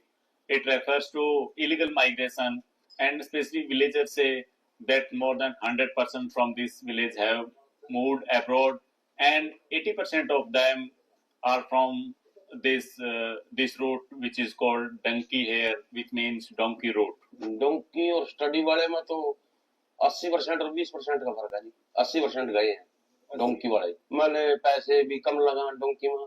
US जाने के लिए तो मैक्सिको तक के पैसे होते हैं जी। वहाँ पे एक दीवार है, वो बॉर्डर है, बॉर्डर क्रॉस करने के बाद वहाँ फिर यूएसए में एंटर हो जाते हैं। तो ये सिर्फ उस दीवार तक के पैसे लेते हैं 15 लाख। कुछ एयरपोर्ट पे सेटिंग होती है एजेंटों की, तो वहाँ काउंटर होते हैं अलग अलग। वो एजेंट बताते हैं अभी फलाने काउंटर पे जाना, इस नंबर पे जाना, इस नंबर पे जाना। उसके तहत हम उस काउंटर पे गए तो उन्होंने हमारे पासपोर्ट में ठप्पा लगाया और आगे क्रॉस कर दिया।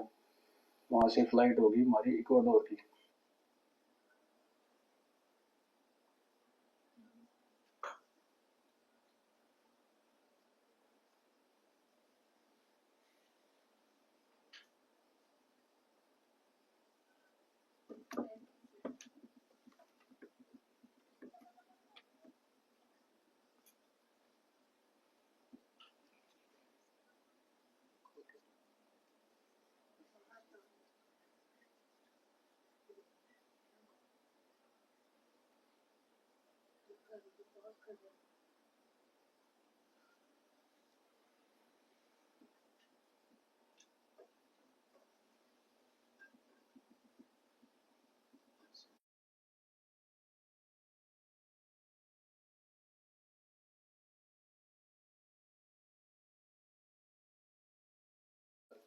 ये अपने चने वने जो भी है तो वो लेके चलते थे।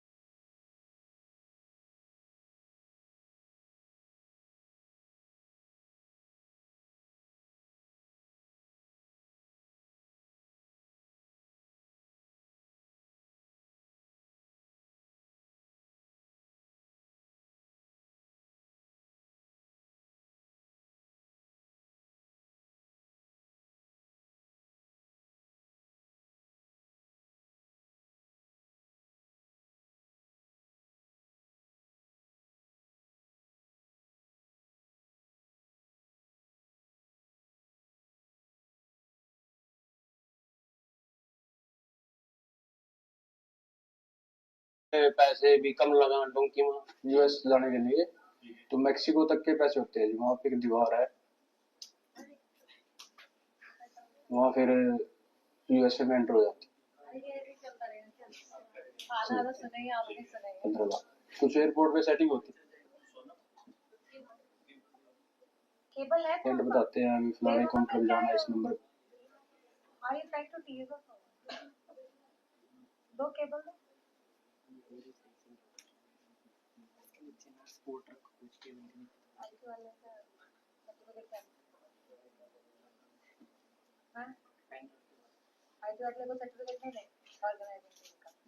जाना, इस नंबर जाना। कुछ मैंने हमारे पासपोर्ट में ठप्पा लगाया और आगे क्रॉस कर हमारी इक्वाडोर की। इक्वाडोर से फिर जो असली डोंकी है वो चलती है, कभी बस में, कभी कार में, कभी बस में, कभी कार में। फिर ऐसे ऐसे करते करते पनामा तक पहुंच जाते हैं। पनामा में फिर पूरा पनामा पैदल क्रॉस करना पड़ता है अपने आप। जंगल भी है, पहाड़ी एरिया भी है, ऊपर चट्टानों से भी चलना पड़ता है। 7-8 बजे सुबह है, बैग में रखते थे कुछ खाने का, बिस्किट वगैरह, ये अपने चने वने जो भी है, तो वो लेके चलते थे। आधा 1 घंटा चलते थे, फिर रेस्ट करते थे 5-10 मिनट, फिर चलते थे, फिर रेस्ट करते थे, कुछ खा पी लेते थे, ऐसे ही चलते रहता था। शाम को जब थोड़ा दिन सा ढलने लग जाए उस टाइम हम रुक जाते थे, रेस्ट करते थे। वहाँ वो कैंप होते हैं, टेंट से होते हैं वो जो लगाने के, उनको लगा के अपना लेके जाते थे आराम से। रात को वहीं जंगल में रात गुजारते थे, उसके बाद फिर सुबह उठ के चलते थे ऐसे। पनामा के बाद भी 3 कंट्री आती है, निकारागुआ, होंडुरास, ग्वाटेमाला। ये क्रॉस करके तीनों फिर मैक्सिको में एंटर होते हैं। तो मैक्सिको में एंटर करने के बाद भी एक कैंप लगता है स्टार्टिंग में, तो वो कैंप होता है, उसमें फिर वो देते हैं बढ़ा के 20 दिन की परमिशन है, वही अपनी कंट्री छोड़ दो हमारी, अगले में चले जाओ, कंट्री आउट बोलते हैं उसको। तो वो हमें दे दिया, उसके बाद भी आगे जाने लगे। आगे फिर पुलिस खड़ी मिलती थी, वो आगे नहीं जाने देते थे, उन्होंने परमिशन दे दी और उधर से पुलिस वाला आगे नहीं जाने देते थे। तो ऐसे करके हम वहां से दूसरे कैंप में चले गए, झाड़ी झूड़ियों के रास्ते, नहर के रास्ते घुस पिट के। अगले कैंप में वहां में 48 दिन रहे। 2 प्रकार की नाव होती है उसमें, जिसको परमिशन मिल जाती है उस नाव में बैठने की, उसका तो 1 घंटे का रास्ता है, जिसको नहीं मिलती है उसको 8-10 घंटे लग जाते हैं उस नाव में। वो छोटे वाली होती है, जिसको नहीं परमिशन, वो प्राइवेट होती है, जो वैलिड नहीं है, वो लुक छिप के जाना पड़ता है उसमें। रिस्क तो जी सारे में ही था, ज्यादा दिक्कत वहीं आई नामा वाले जंगल में। तो वहाँ चलते चलते बहुत ज्यादा थक जाते थे, कुछ खाने पीने का नहीं था। हम तो जी 15-20 साथी थे, एक दूसरे के साथ एडजस्ट हो जाते थे, किसी को दिक्कत होती थी उसकी हेल्प करते थे। कई और बंदे देखे हम ना, जिससे अपने ग्रुप से एक को छोड़ के चले जाते थे आगे। 1-2 बंदे रास्ते में हमने ऐसे मिले हैं जो बैठे मिलते थे, हम उनसे मिले, क्या दिक्कत है भाई, कैसे बैठे हैं भाई, साथ के बंदे छोड़ के चले गए, दीवार नहीं एंट्री की जी हमने। हम मैक्सिको से ही वापस हो गए थे, यहाँ थोड़ी सताई हो गई थी। तो एक कैंप में हम इकट्ठे थे 400-500 लड़के, वहां से 311 बंदे थे जो हम एक साथ आए थे वापिस। हाँ, उन्होंने ऑटोमेटिक कोई अपने आप ही डॉक्यूमेंट तैयार किए हमारे बिना बताए, और उन्होंने हमें फ्लाइट करा दी वापस हमारी दिल्ली की। 2017 में मैं गया था यूक्रेन का मेरे पास वीज़ा था, तो मुझे जाना था ऑस्ट्रिया डोंकी से। तो उसके बाद मैं वहाँ के एक बॉर्डर के गांव में चला गया, वहाँ से जो डोंकर था उन्होंने हमें वो मिलिट्री के साथ उनकी कुछ है, उनके साथ सेटिंग है, हमें गाड़ियों में बिठाया तो बॉर्डर पे लेके गए। हमारी आंखों पे वो बांध रखे थे, तो पीछे गाड़ी में बिठा के ऊपर जैसे कुछ कपड़े वगैरह ढक देते हैं वो, तो ऐसे नीचे लेटा देते हैं। तो 5-6 दिन लगे हमें वहाँ से हमने की टैक्सी से हम ऑस्ट्रिया चले गए। काम करता था मैं जैसे रेस्टोरेंट में बर्तन मांजता था और न्यूज़पेपर डालता था सुबह को, और जैसे कोई लेबर है, कोई किसी का सामान इधर उधर घर से 5-6 साल ऐसे ही निकाले। 2022 में दिसंबर में मैं डिपोर्ट हो गया। यहाँ से जाके लिख देते हैं भाई मैं तो इंडिया में खतरा था, ऐसे निकल के आ गया जी, वो सारण दे देते हैं। इंडिया को वर्क की जरूरत है, उनको सस्ते मजबूत दूर मिल जाते हैं, यहाँ से ऐसा बना लिया, अपना भविष्य खत्म कर लिया। सरकार भी सरकारी नौकरी तो दे नहीं सकते साथी इतने बच्चे को।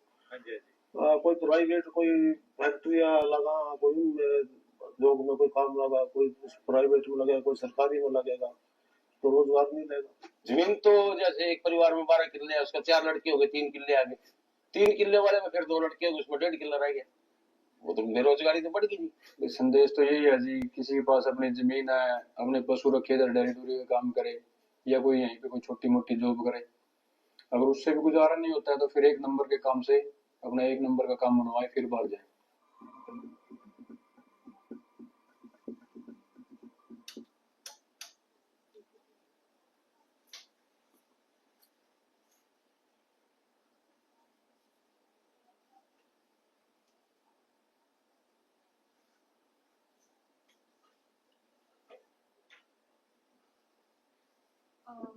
So in this brief that we were watching now, there was one thing that you mentioned that Indian cheap laborers, like the illegal migrants, they are very cheap laborers there.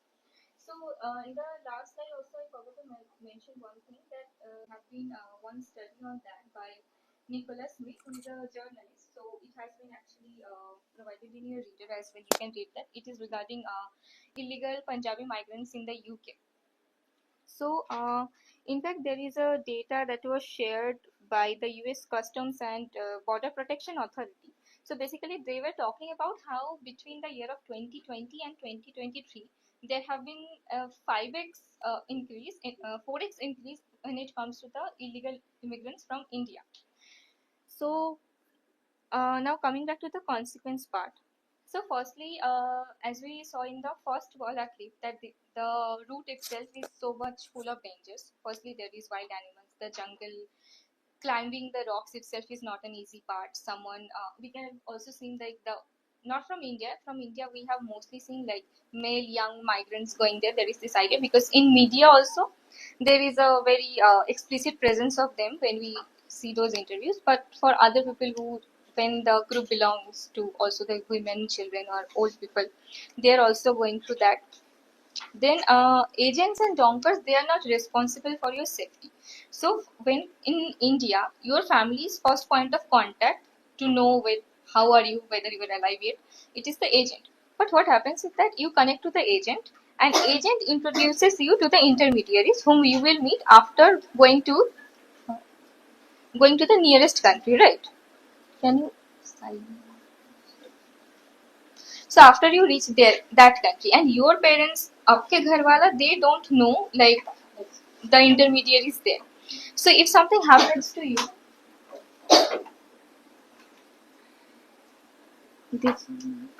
so if something happens to you, they can't contact your parents. So as ma'am already said, there have been several missing complaints from those places. So that is another thing. Also, there are when people successfully migrate there illegally using the donkey route, even then their living condition is not that great. So outside they have a very rosy picture that they show on their Instagram that we are happy. There are some people who actually vlogs about how they now drive trucks or they have a car. They are in like you say California or they are in New York and living the good life. But at the same time, they actually live in the accommodations. They are like dormitories with bunk beds and stuff. They feed themselves for once or twice a day and they send all the money back to their home if they can. So that is the idea. Also, the payment that is made to them, it is not at full. Like the migrants after they reach there, because obviously they don't have the documents, so they are also exploited by their employers.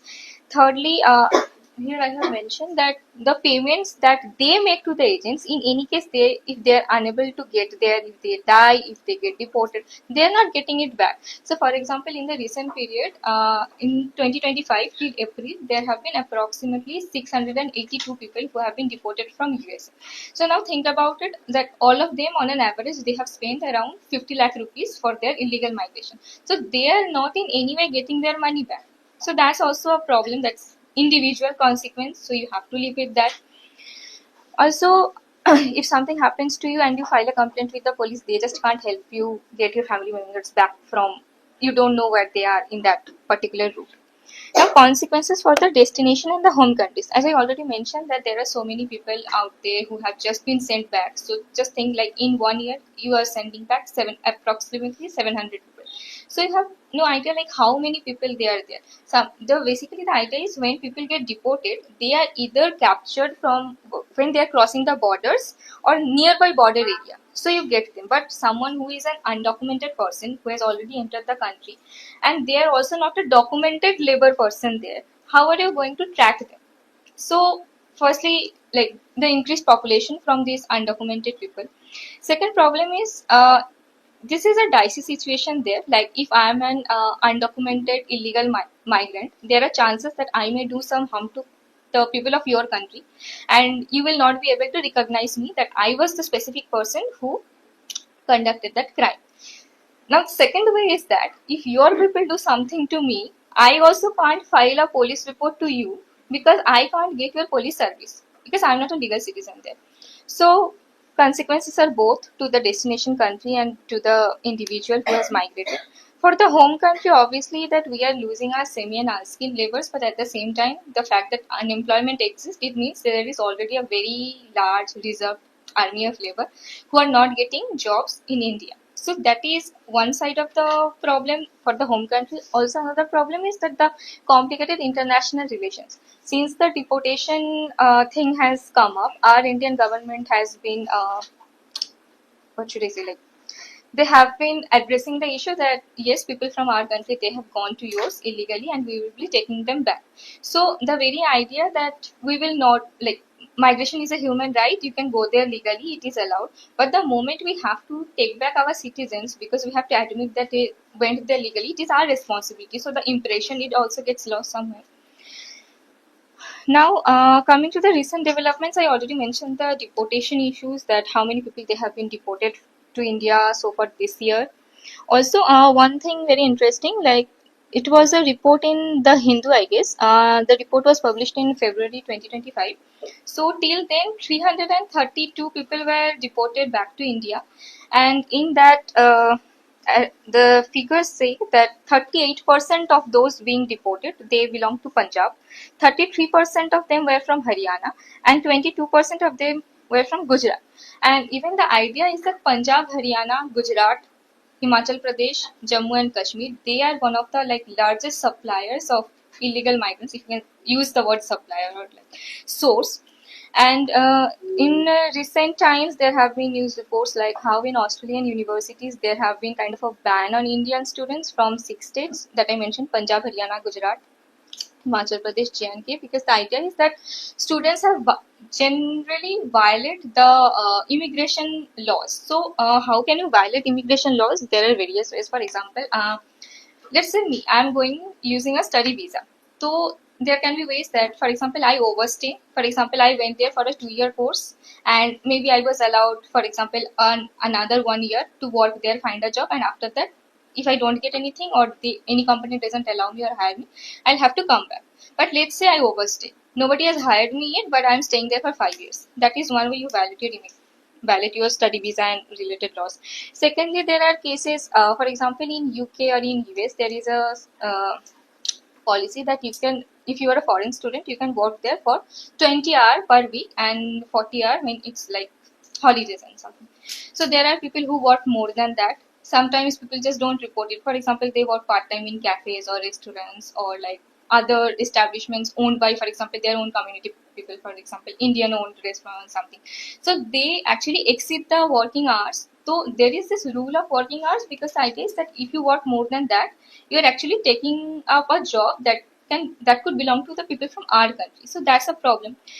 So based on these things that they have observed, that from 6 states they are more likely to violate these things, so they have been put on more restrictions. And once that happens, those who are going there for genuine study, they also can't go. That's a problem. Then now the restriction has been put on terms in the way, like as I said, there has been cancellation of people's visas who were already granted. Then there is strict scrutiny policy. When you send an application to a university or your visa application is sent and you are interviewed, so they're going to be more strict to you to understand whether you are going there for study, really study, or you are going to work.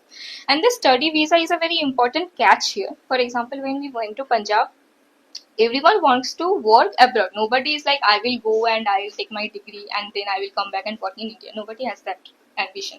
They want to work abroad. So there are cases, in some cases we met people who were like doctor in India in a private or a government establishment for years, and now they have decided to work as a nurse or even a caregiver. So we actually met one person who was not interested in giving the interview that much, because she is working as a caregiver, but she was a doctor, a lady.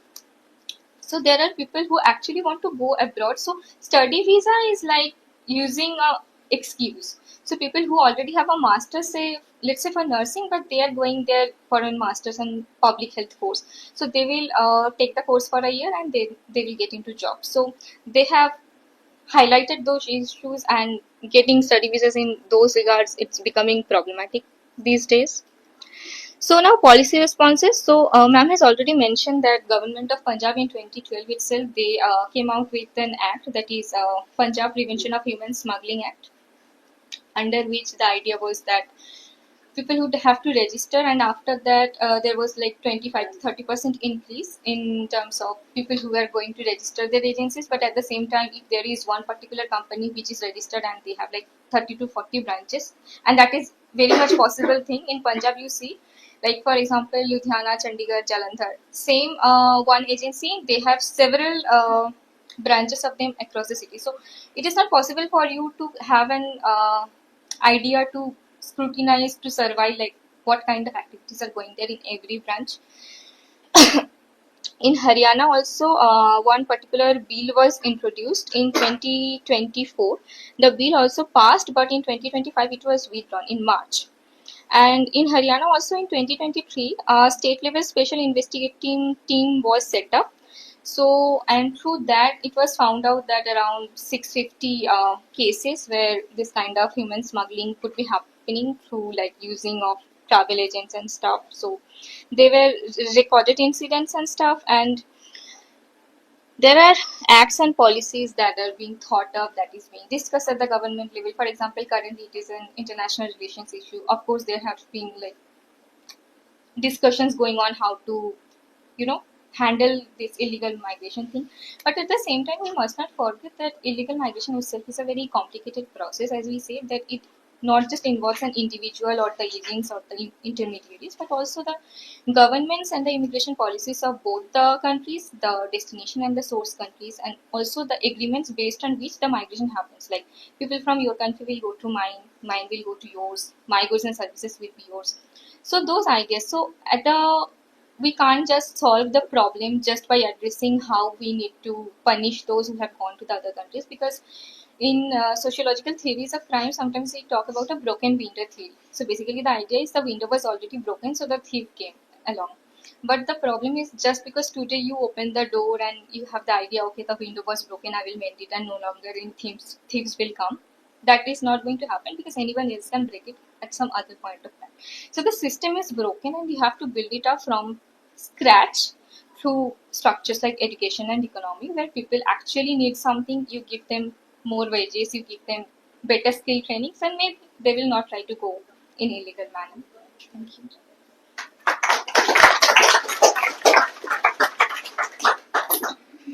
So anyone wants to have some like, they have some comments or you have some questions? Why this bill was Which bill? The Haryana Legislation and Regulation of Travel in This came last year, and this was actually even approved in the assembly, but then this year it was withdrawn. Because they said, huh?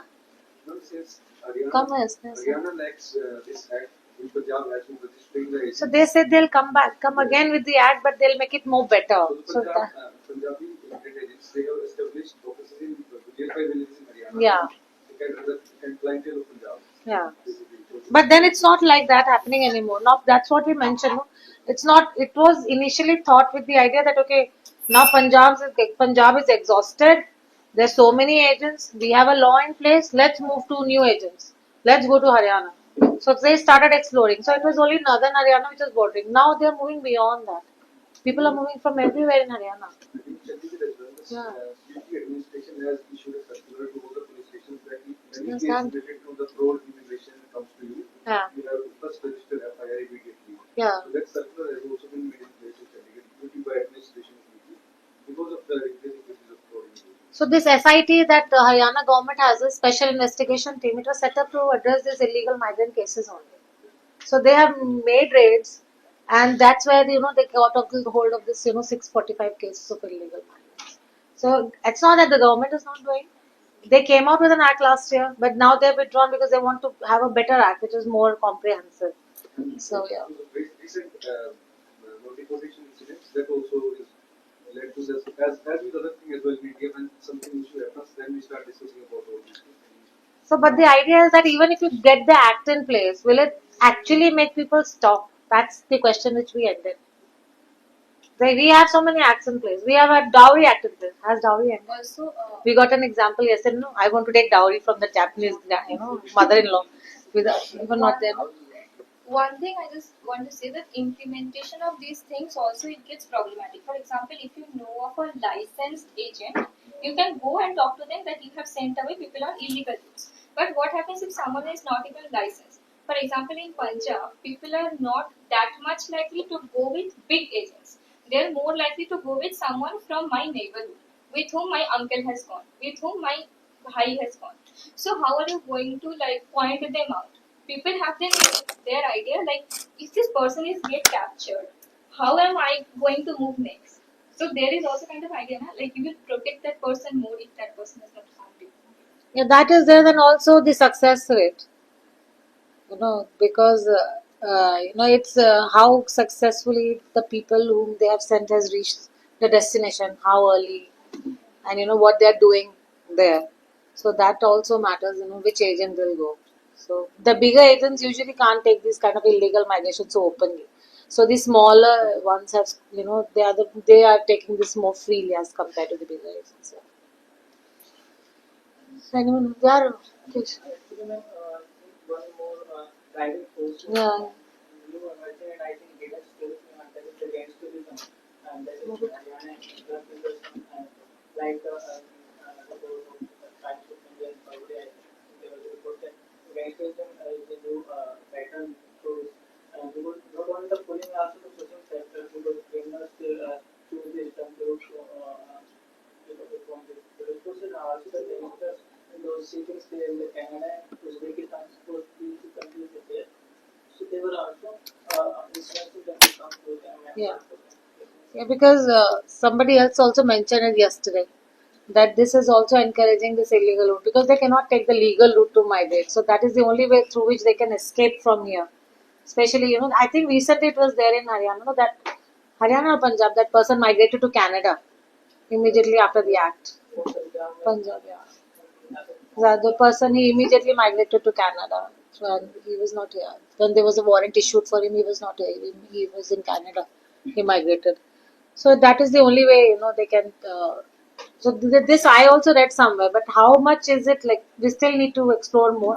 Somebody also mentioned it yesterday, and then I also read it.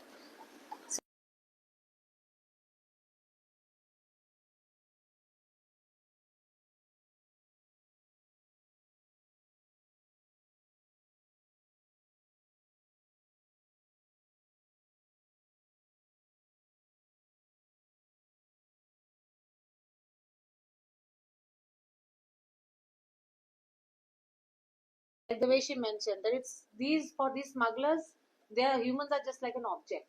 So they're just making them.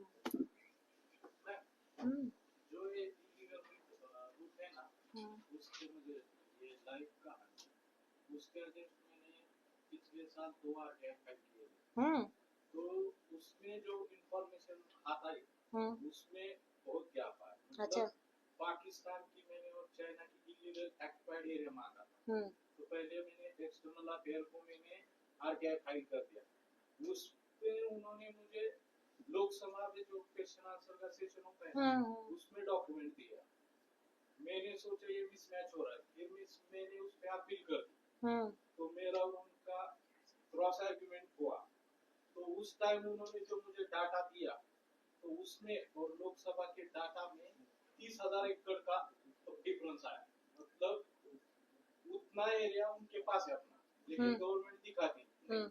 मतलब उसके against मेरे पास document भी है जो India का जो है illegal handed over to Pakistan to China, ये 2 डॉक्यूमेंट में डिफरेंस है। मुझे उन लोगों ने विदेश मंत्रालय में पागल करार दिया। इसमें मेरे पास जजमेंट है, लेकिन मैं हटा नहीं। मैंने सिर्फ उनको कहा कि मेरा देश में आप गलत इंफॉर्मेशन दे रहे। मेरे सामने आर्गुमेंट के लिए अंडर सेक्रेटरी वो लेडीज थी, मैंने उनको चुप करवा दिया। बाद में उन्होंने सीधा डेटा दिया तो मेरे सामने आया कि पूरा फ्रॉड है, गवर्नमेंट भी बताती नहीं। दूसरा आरटीआई मैंने फाइल कर दिया सी बॉर्डर के अंडर कि जितने सी के एरिया है उनका मुझे डेटा चाहिए, मतलब श्रीलंका, मालदीव या बांग्लादेश। तो उन्होंने नेपाल, भूटान, उन्होंने ऐसे वो जो आरटीआई मेरा एम्बेसी को भेज दिया उस कंट्री में। तो उन्होंने जो मुझे डेटा दिया सेंसिटिव है, आप दे नहीं सकते, उसमें श्रीलंका वालों ने उसमें ट्रीटी वायलेटर ये दिया, तो इसमें सब गोलमाल है।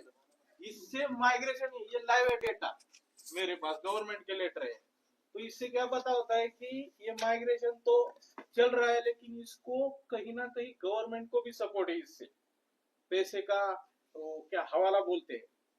मैं अभी अंतरी बॉर्डर गया था ना 2 दिन पहले, तो उधर देख रहे थे पाकिस्तान और इंडिया का जो सेरेमनी चल रहा था, तो पाकिस्तान के लोग इधर देख रहे थे।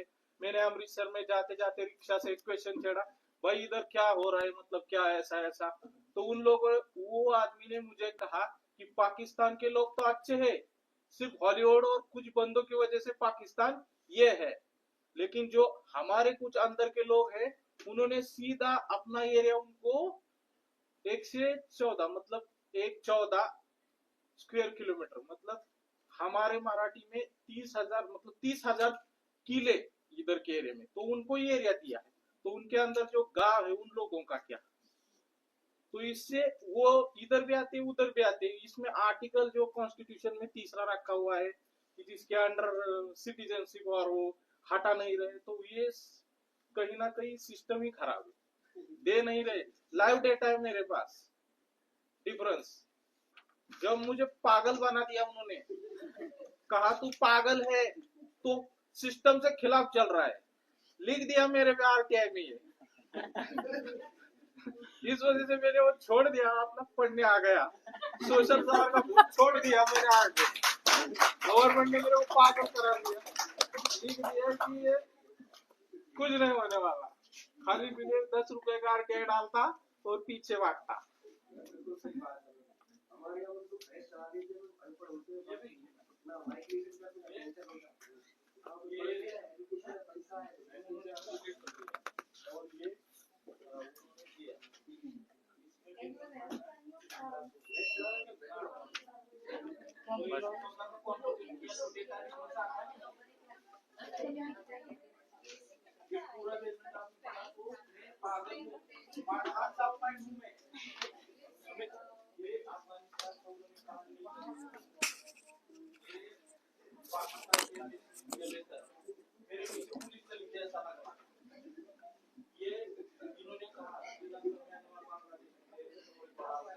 रिकॉर्ड है, देना नहीं चाहता।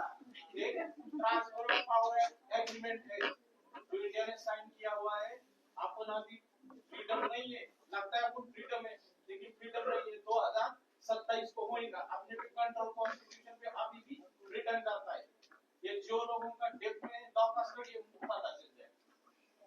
ये देखिए उन्होंने फॉलो करने का सीधे लेकर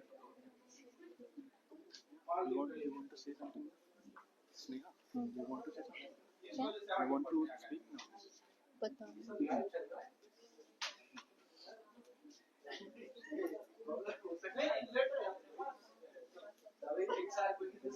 Hitesh.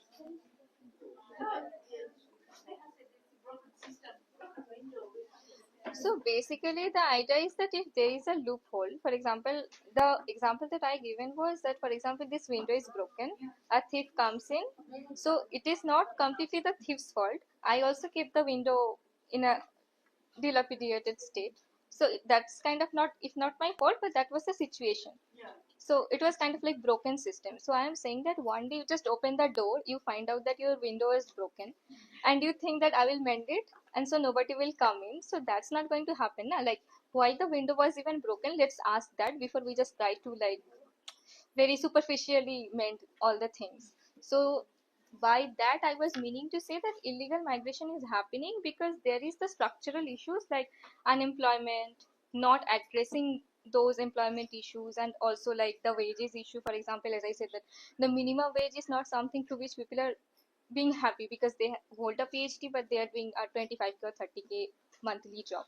So first we have to address them, and then we will automatically be able to give people the idea that okay, in your country you can get better treatment. So that's the idea.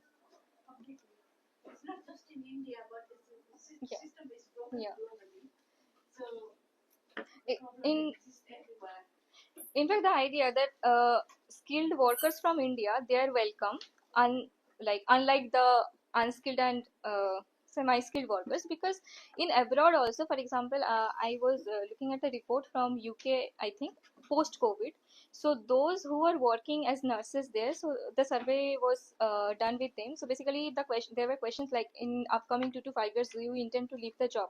So there was a certain percentage, I think it was below 50%, but quite a significant amount of people, they responded that yeah, we want to leave because there have been burnout, stress, anxiety, and the quality of life and the amount of money that I am getting as a salary for that, it is not actually satisfying me. So basically, the skilled worker from that country, they're leaving the job. So there is also this idea like production and retention. Like we have produced them in India in much lower cost in much lower time. They are going, so my investment is going to another country. So they will of course be taking them because people from they are not being able to be retained. Secondly, producing them is also like time consuming and the price is also greater. They of course have loans there. In India you at least get scholarships in some cases, but in US even every middle class family they have education loans. So that's the idea. Even certain professions, people are not interested. Like people not interested in becoming doctors, Yeah. not interested in becoming nurses. Yeah. So certain essential professions, the migrants are coming and filling in because they are getting already a well-trained staff without any cost of the government. So that's how it's happening. Absolutely. Hard work. Yes. Hard work, and also I think when it comes to US there was this vlog that I was watching. It is basically an immigrant family from India. They have gone to US, so they basically talk about their lifestyle there. So the idea is that they get paid twice a month. So after every 15 days, some part of your salary is not that like twice the salary, but like it comes to you twice. The idea is that whatever you earn, you consume that. So the idea will of course be like what when I am actually consuming them, it is not going into my savings, and when something emergency comes up, I have to like pull the money from other people. So I will like to live a good lifestyle. So if I have to work a hectic job, for example, like those in medical professions, even those IT professions, they also have lots of workloads. So why would I go there? I would rather like do freelance or something. The in 21st century, especially in the Gen Z people, they're more likely to have that good lifestyle, freedom, and more sustainable choices. So that's the idea. Now, when that becomes a priority, doing so much hard work and hectic that also like affects your mental health, there is not interest when you are in a first world country. Completely. Yeah. Can you little bit make clear what is broken window theory? She just said that. She just explained. Oh, and you go back and read. She just explained. You can Google it actually, sociology of crime and broken window theory. It is actually quite interesting. You can read up on that. Okay. Anyone else has anything to add?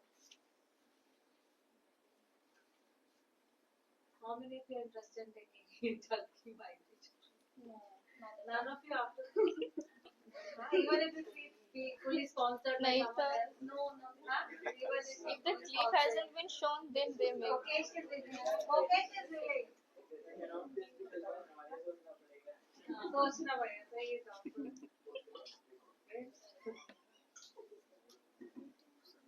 Alright, so we have this data. You want to let me wrap up the whole thing, or you want to have 5 minutes break?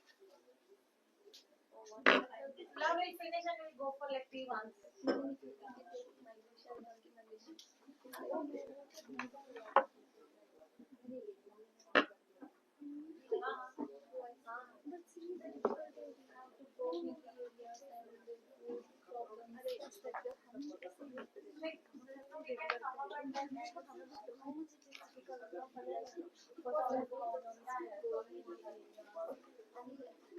It's not about everyone.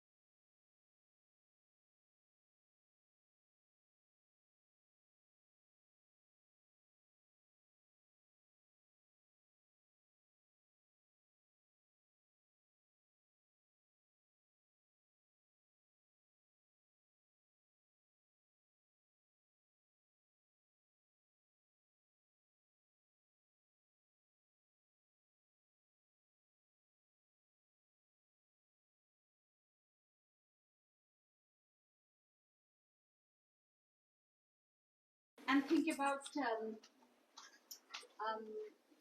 roots, for example, and governance. We discussed about this morning, like migration governance and all that.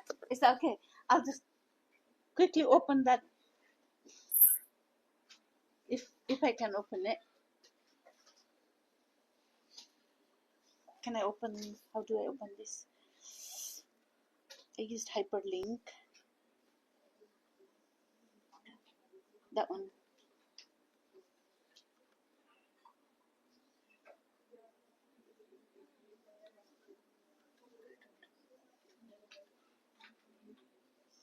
Yeah, that's it. Just it's very fresh. Happened just recently. The case I can describe. I read the piece. There's a man, Nepali speaking, Bhutanese refugee. He was relocated to the US. I'm not sure how much you know about the situation in Bhutan with Nepali speaking people. They were expelled from the country in 1990s, late 90s. There were over 100,000 Bhutanese refugees came to live in Nepal. They traveled by India. It was very complicated, like there's Bhutan and India and Nepal, all these cases. And after so many years of living in a what is it called, a refugee camp in Nepal, very close to Indian border. They were taken by, like, relocated to Australia. Thousands of them were relocated to Australia. About 40,000 were taken to the US, and some were taken some other countries. And there were still several thousand living in this refugee camp in Nepal. This man was taken to the US. It was all legal, government to government negotiation, and all documents were done properly. And just if you get chance to read, please read it later. We don't have to read it now. And he was just recently deported back to where? Where is his house? He was expelled from Bhutan in refugee camp, and he was in refugee camp in Nepal. He didn't have Nepalese citizenship, he didn't have Bhutanese citizenship, and he was taken to the US. He became American for a period of time, probably 10-15 years. Now he's out from America. By law, we discussed this morning all this migration governance and migration documents, soft laws, and all that. By law, there is a kind of agreement that nobody should be stateless. Yeah, that's our like right, human right. We should all have some sort of relationship with the state. But where is his house? Where is his legal status? This is what I wanted you to think, and I would like you to read when you have time and think about it. Like, see, migration or being donkey is not as simple as that. There's so many complex situation creates these people to go or become. He's in detention center just now, I think in Nepal, because maybe he was deported to Bhutan. Then Bhutan didn't want it because he was already out from Bhutan, and then came to India, and then from India went back to Nepal, and he's in detention center now. That was one of the case study. I'll leave it here. And therefore, a few more. I won't go through that because I don't really have a time.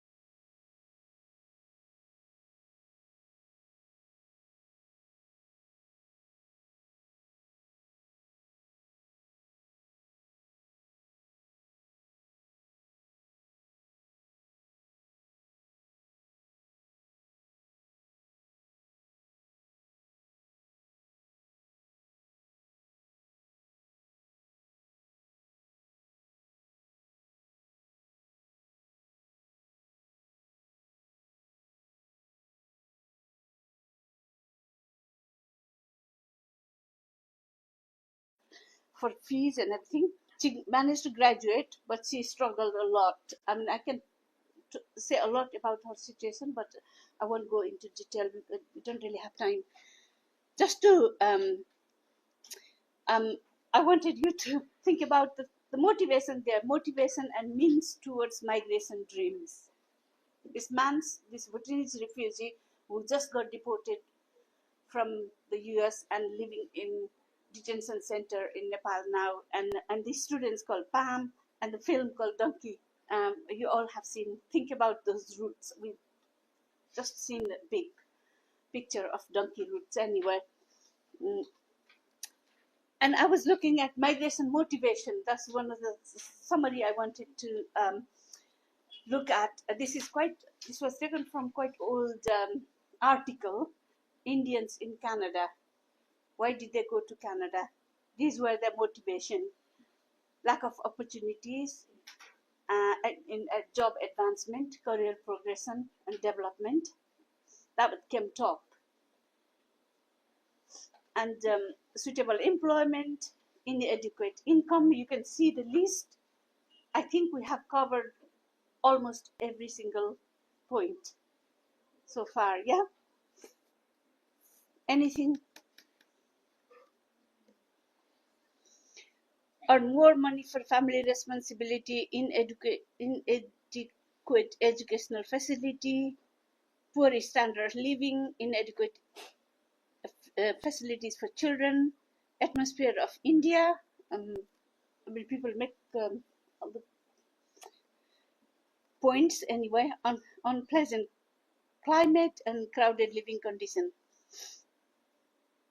And reason for choosing Canada was relatives or friends there. Network is important. I think it should come in number one because Professor Gill was saying yesterday, when we think about even going abroad for education, first thing we think is who is there.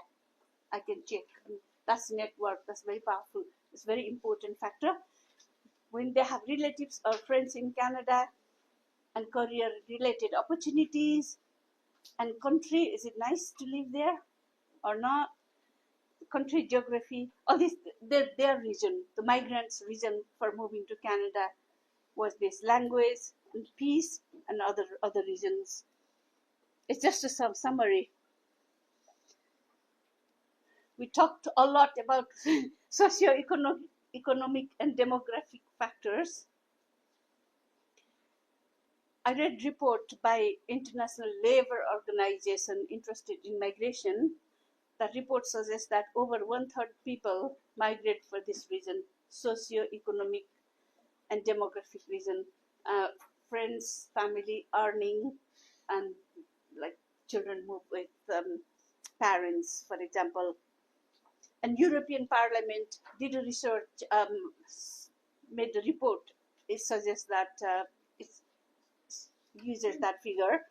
A total of 159 million migrants in the world now fall in this category. The socio-economic demographic factor is the main factor apparently, and political factor: being refugee or not liking the political situation, or getting expelled, for example, from Bhutan, and this man probably, or a risk to their life because of their political belief. Personal aspiration: we all have some sort of aspiration. Of course, we move around nationally and also internationally. This is just to summarize everything we discussed so far, okay? I'm repeating, and don't get bored, but just finish. Environmental factors: the number of migrants is increasing because of environmental factor, climate change, and also for other reason, drought, disaster, or for other environmental reasons. And it's likely to increase in 2050 because of changing the global climate and everything. And religious factor, don't forget that people do move around for religion. religious reason as well, where they feel safe. For example, it's personal. It's not forced, but people do move around for religious. Some people go to Banaras, for example, before they die for that kind of religious reason. And language and culture is important. I want to be near my family or somebody who understands me better. I feel comfortable. I can communicate and share shared understanding and shared past.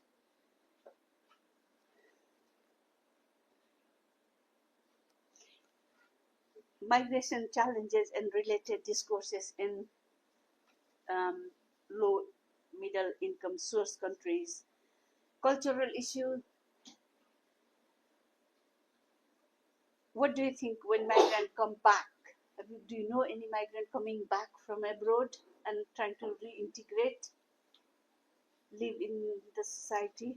Say that somebody moved away for like 20 years, 30 years. So, say again. We just saw in YouTube videos like this, not in real life. Yeah. Ah. Yeah. For a longer time. Nearly like 10 years. But now he came back, but he's still doing the same job. Like he used to do the job of a driver. And here also he's enjoying his job. Good. Okay. That's good because I met quite a few drivers in Nepal as well. A taxi driver or like they did a driving job in UAE and came back and did the same job in our village in Nepal.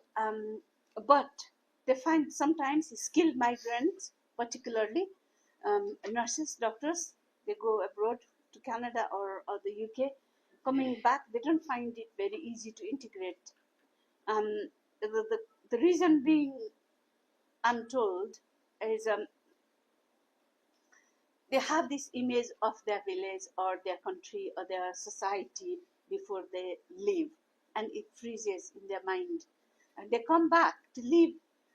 India has changed, Nepal has changed, and they can't really understand that. They do understand, but they can't adjust themselves. And the society is not very welcoming. All these people go abroad for so long, and when they retire, they come back. Why do they come back? Question. And I worked with Malawian nurses, went to the UK, and they found working terms and conditions in the UK not very pleasant. They wanted to go back home. Some of them had already quite senior position back home. They wanted to go back, but they were not welcomed by the government system, the broken system. I like that phrase, the window is broken. The broken system didn't really welcome them. And they stayed there for a few years and they went back to the UK. They almost felt like, I don't belong to the UK. I left Malawi and they don't want me here. Kind of disjointed and disconnected with their real life. So the cultural issue they have to face and challenges migrants have to face even after they return, if they want to return, is challenging. So we need the government, the system to be more welcoming and society to be more welcoming if we want our migrants back home. Financial challenges starts right from the beginning when they plan to migrate. They have to get all the money ready to pay the broker or pay university fees and make their journey and settle in new countries. Yeah, and if they decide to return, again they have all these challenges to negotiate and navigate. And when they when they decide to migrate, take donkey route or formal route or informal route, whatever, they not all have very accurate information even about the course. Educated migrants don't have enough information about what they're going to study. Forget about only skilled professional persons. I had a student in Scotland once. just post-COVID recently. She came to my class, but she was not enrolled for that particular course. And she said she really wanted to do nursing, but she was sent to some different course by the agent, for example. And I said, why did you not ask the agent to, like, you wanted to do nursing, you should have joined nursing program. She said, oh, she heard from the agent that there was a cyber issue in the university, so they couldn't really deal with it, and they told me to go and sort it out yourself. And we can't sort out for that lack of information, and it's even like educated people get confused with university degrees and programs, and it's hard for unskilled, less educated people to navigate complicated, very complicated bureaucratic visa and processes.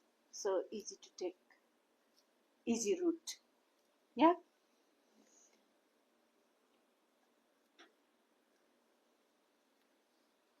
Sociocultural stereotyping, female migration, particularly, and they face different challenges.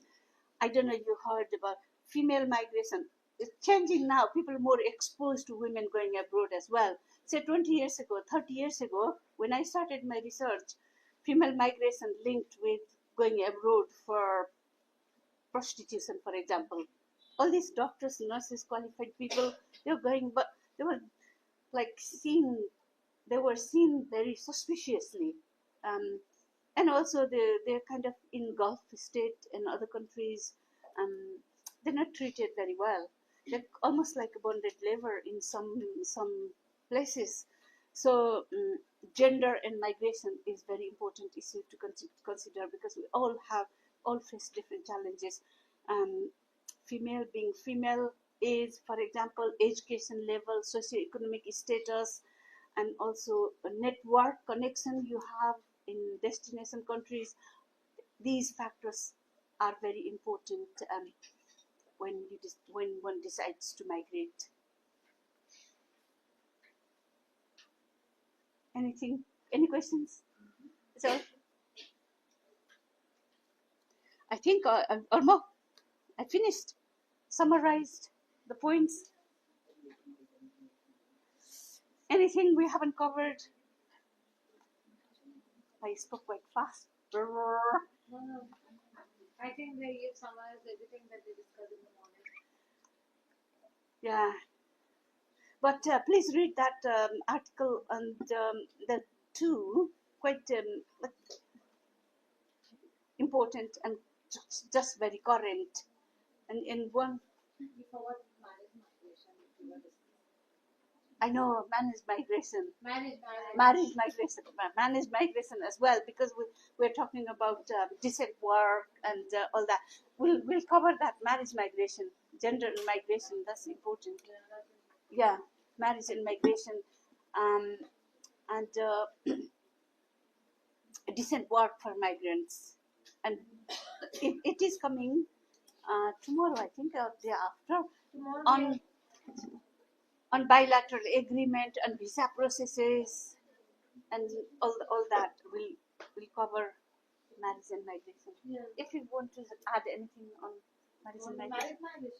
Yeah. No, you'll discuss the gender part. Yeah, we'll do that. Tomorrow we have 4 sessions, 2 from Elena and 2 from Ramya. Elena will be looking at labor and feminist theory, perspective of migration, and labor codes. Basically, what are the codes? So when we migrate, there are certain labor codes under which we migrate.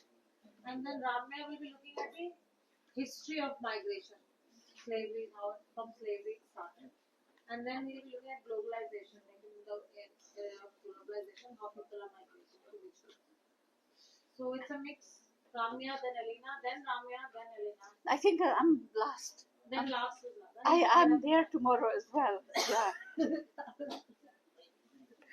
Rather, we'll not leave you so easily. No, I'm not going to leave you so easily. Any questions from this morning? Just think about like what we discussed this morning. All the concerns we discussed, key concerns around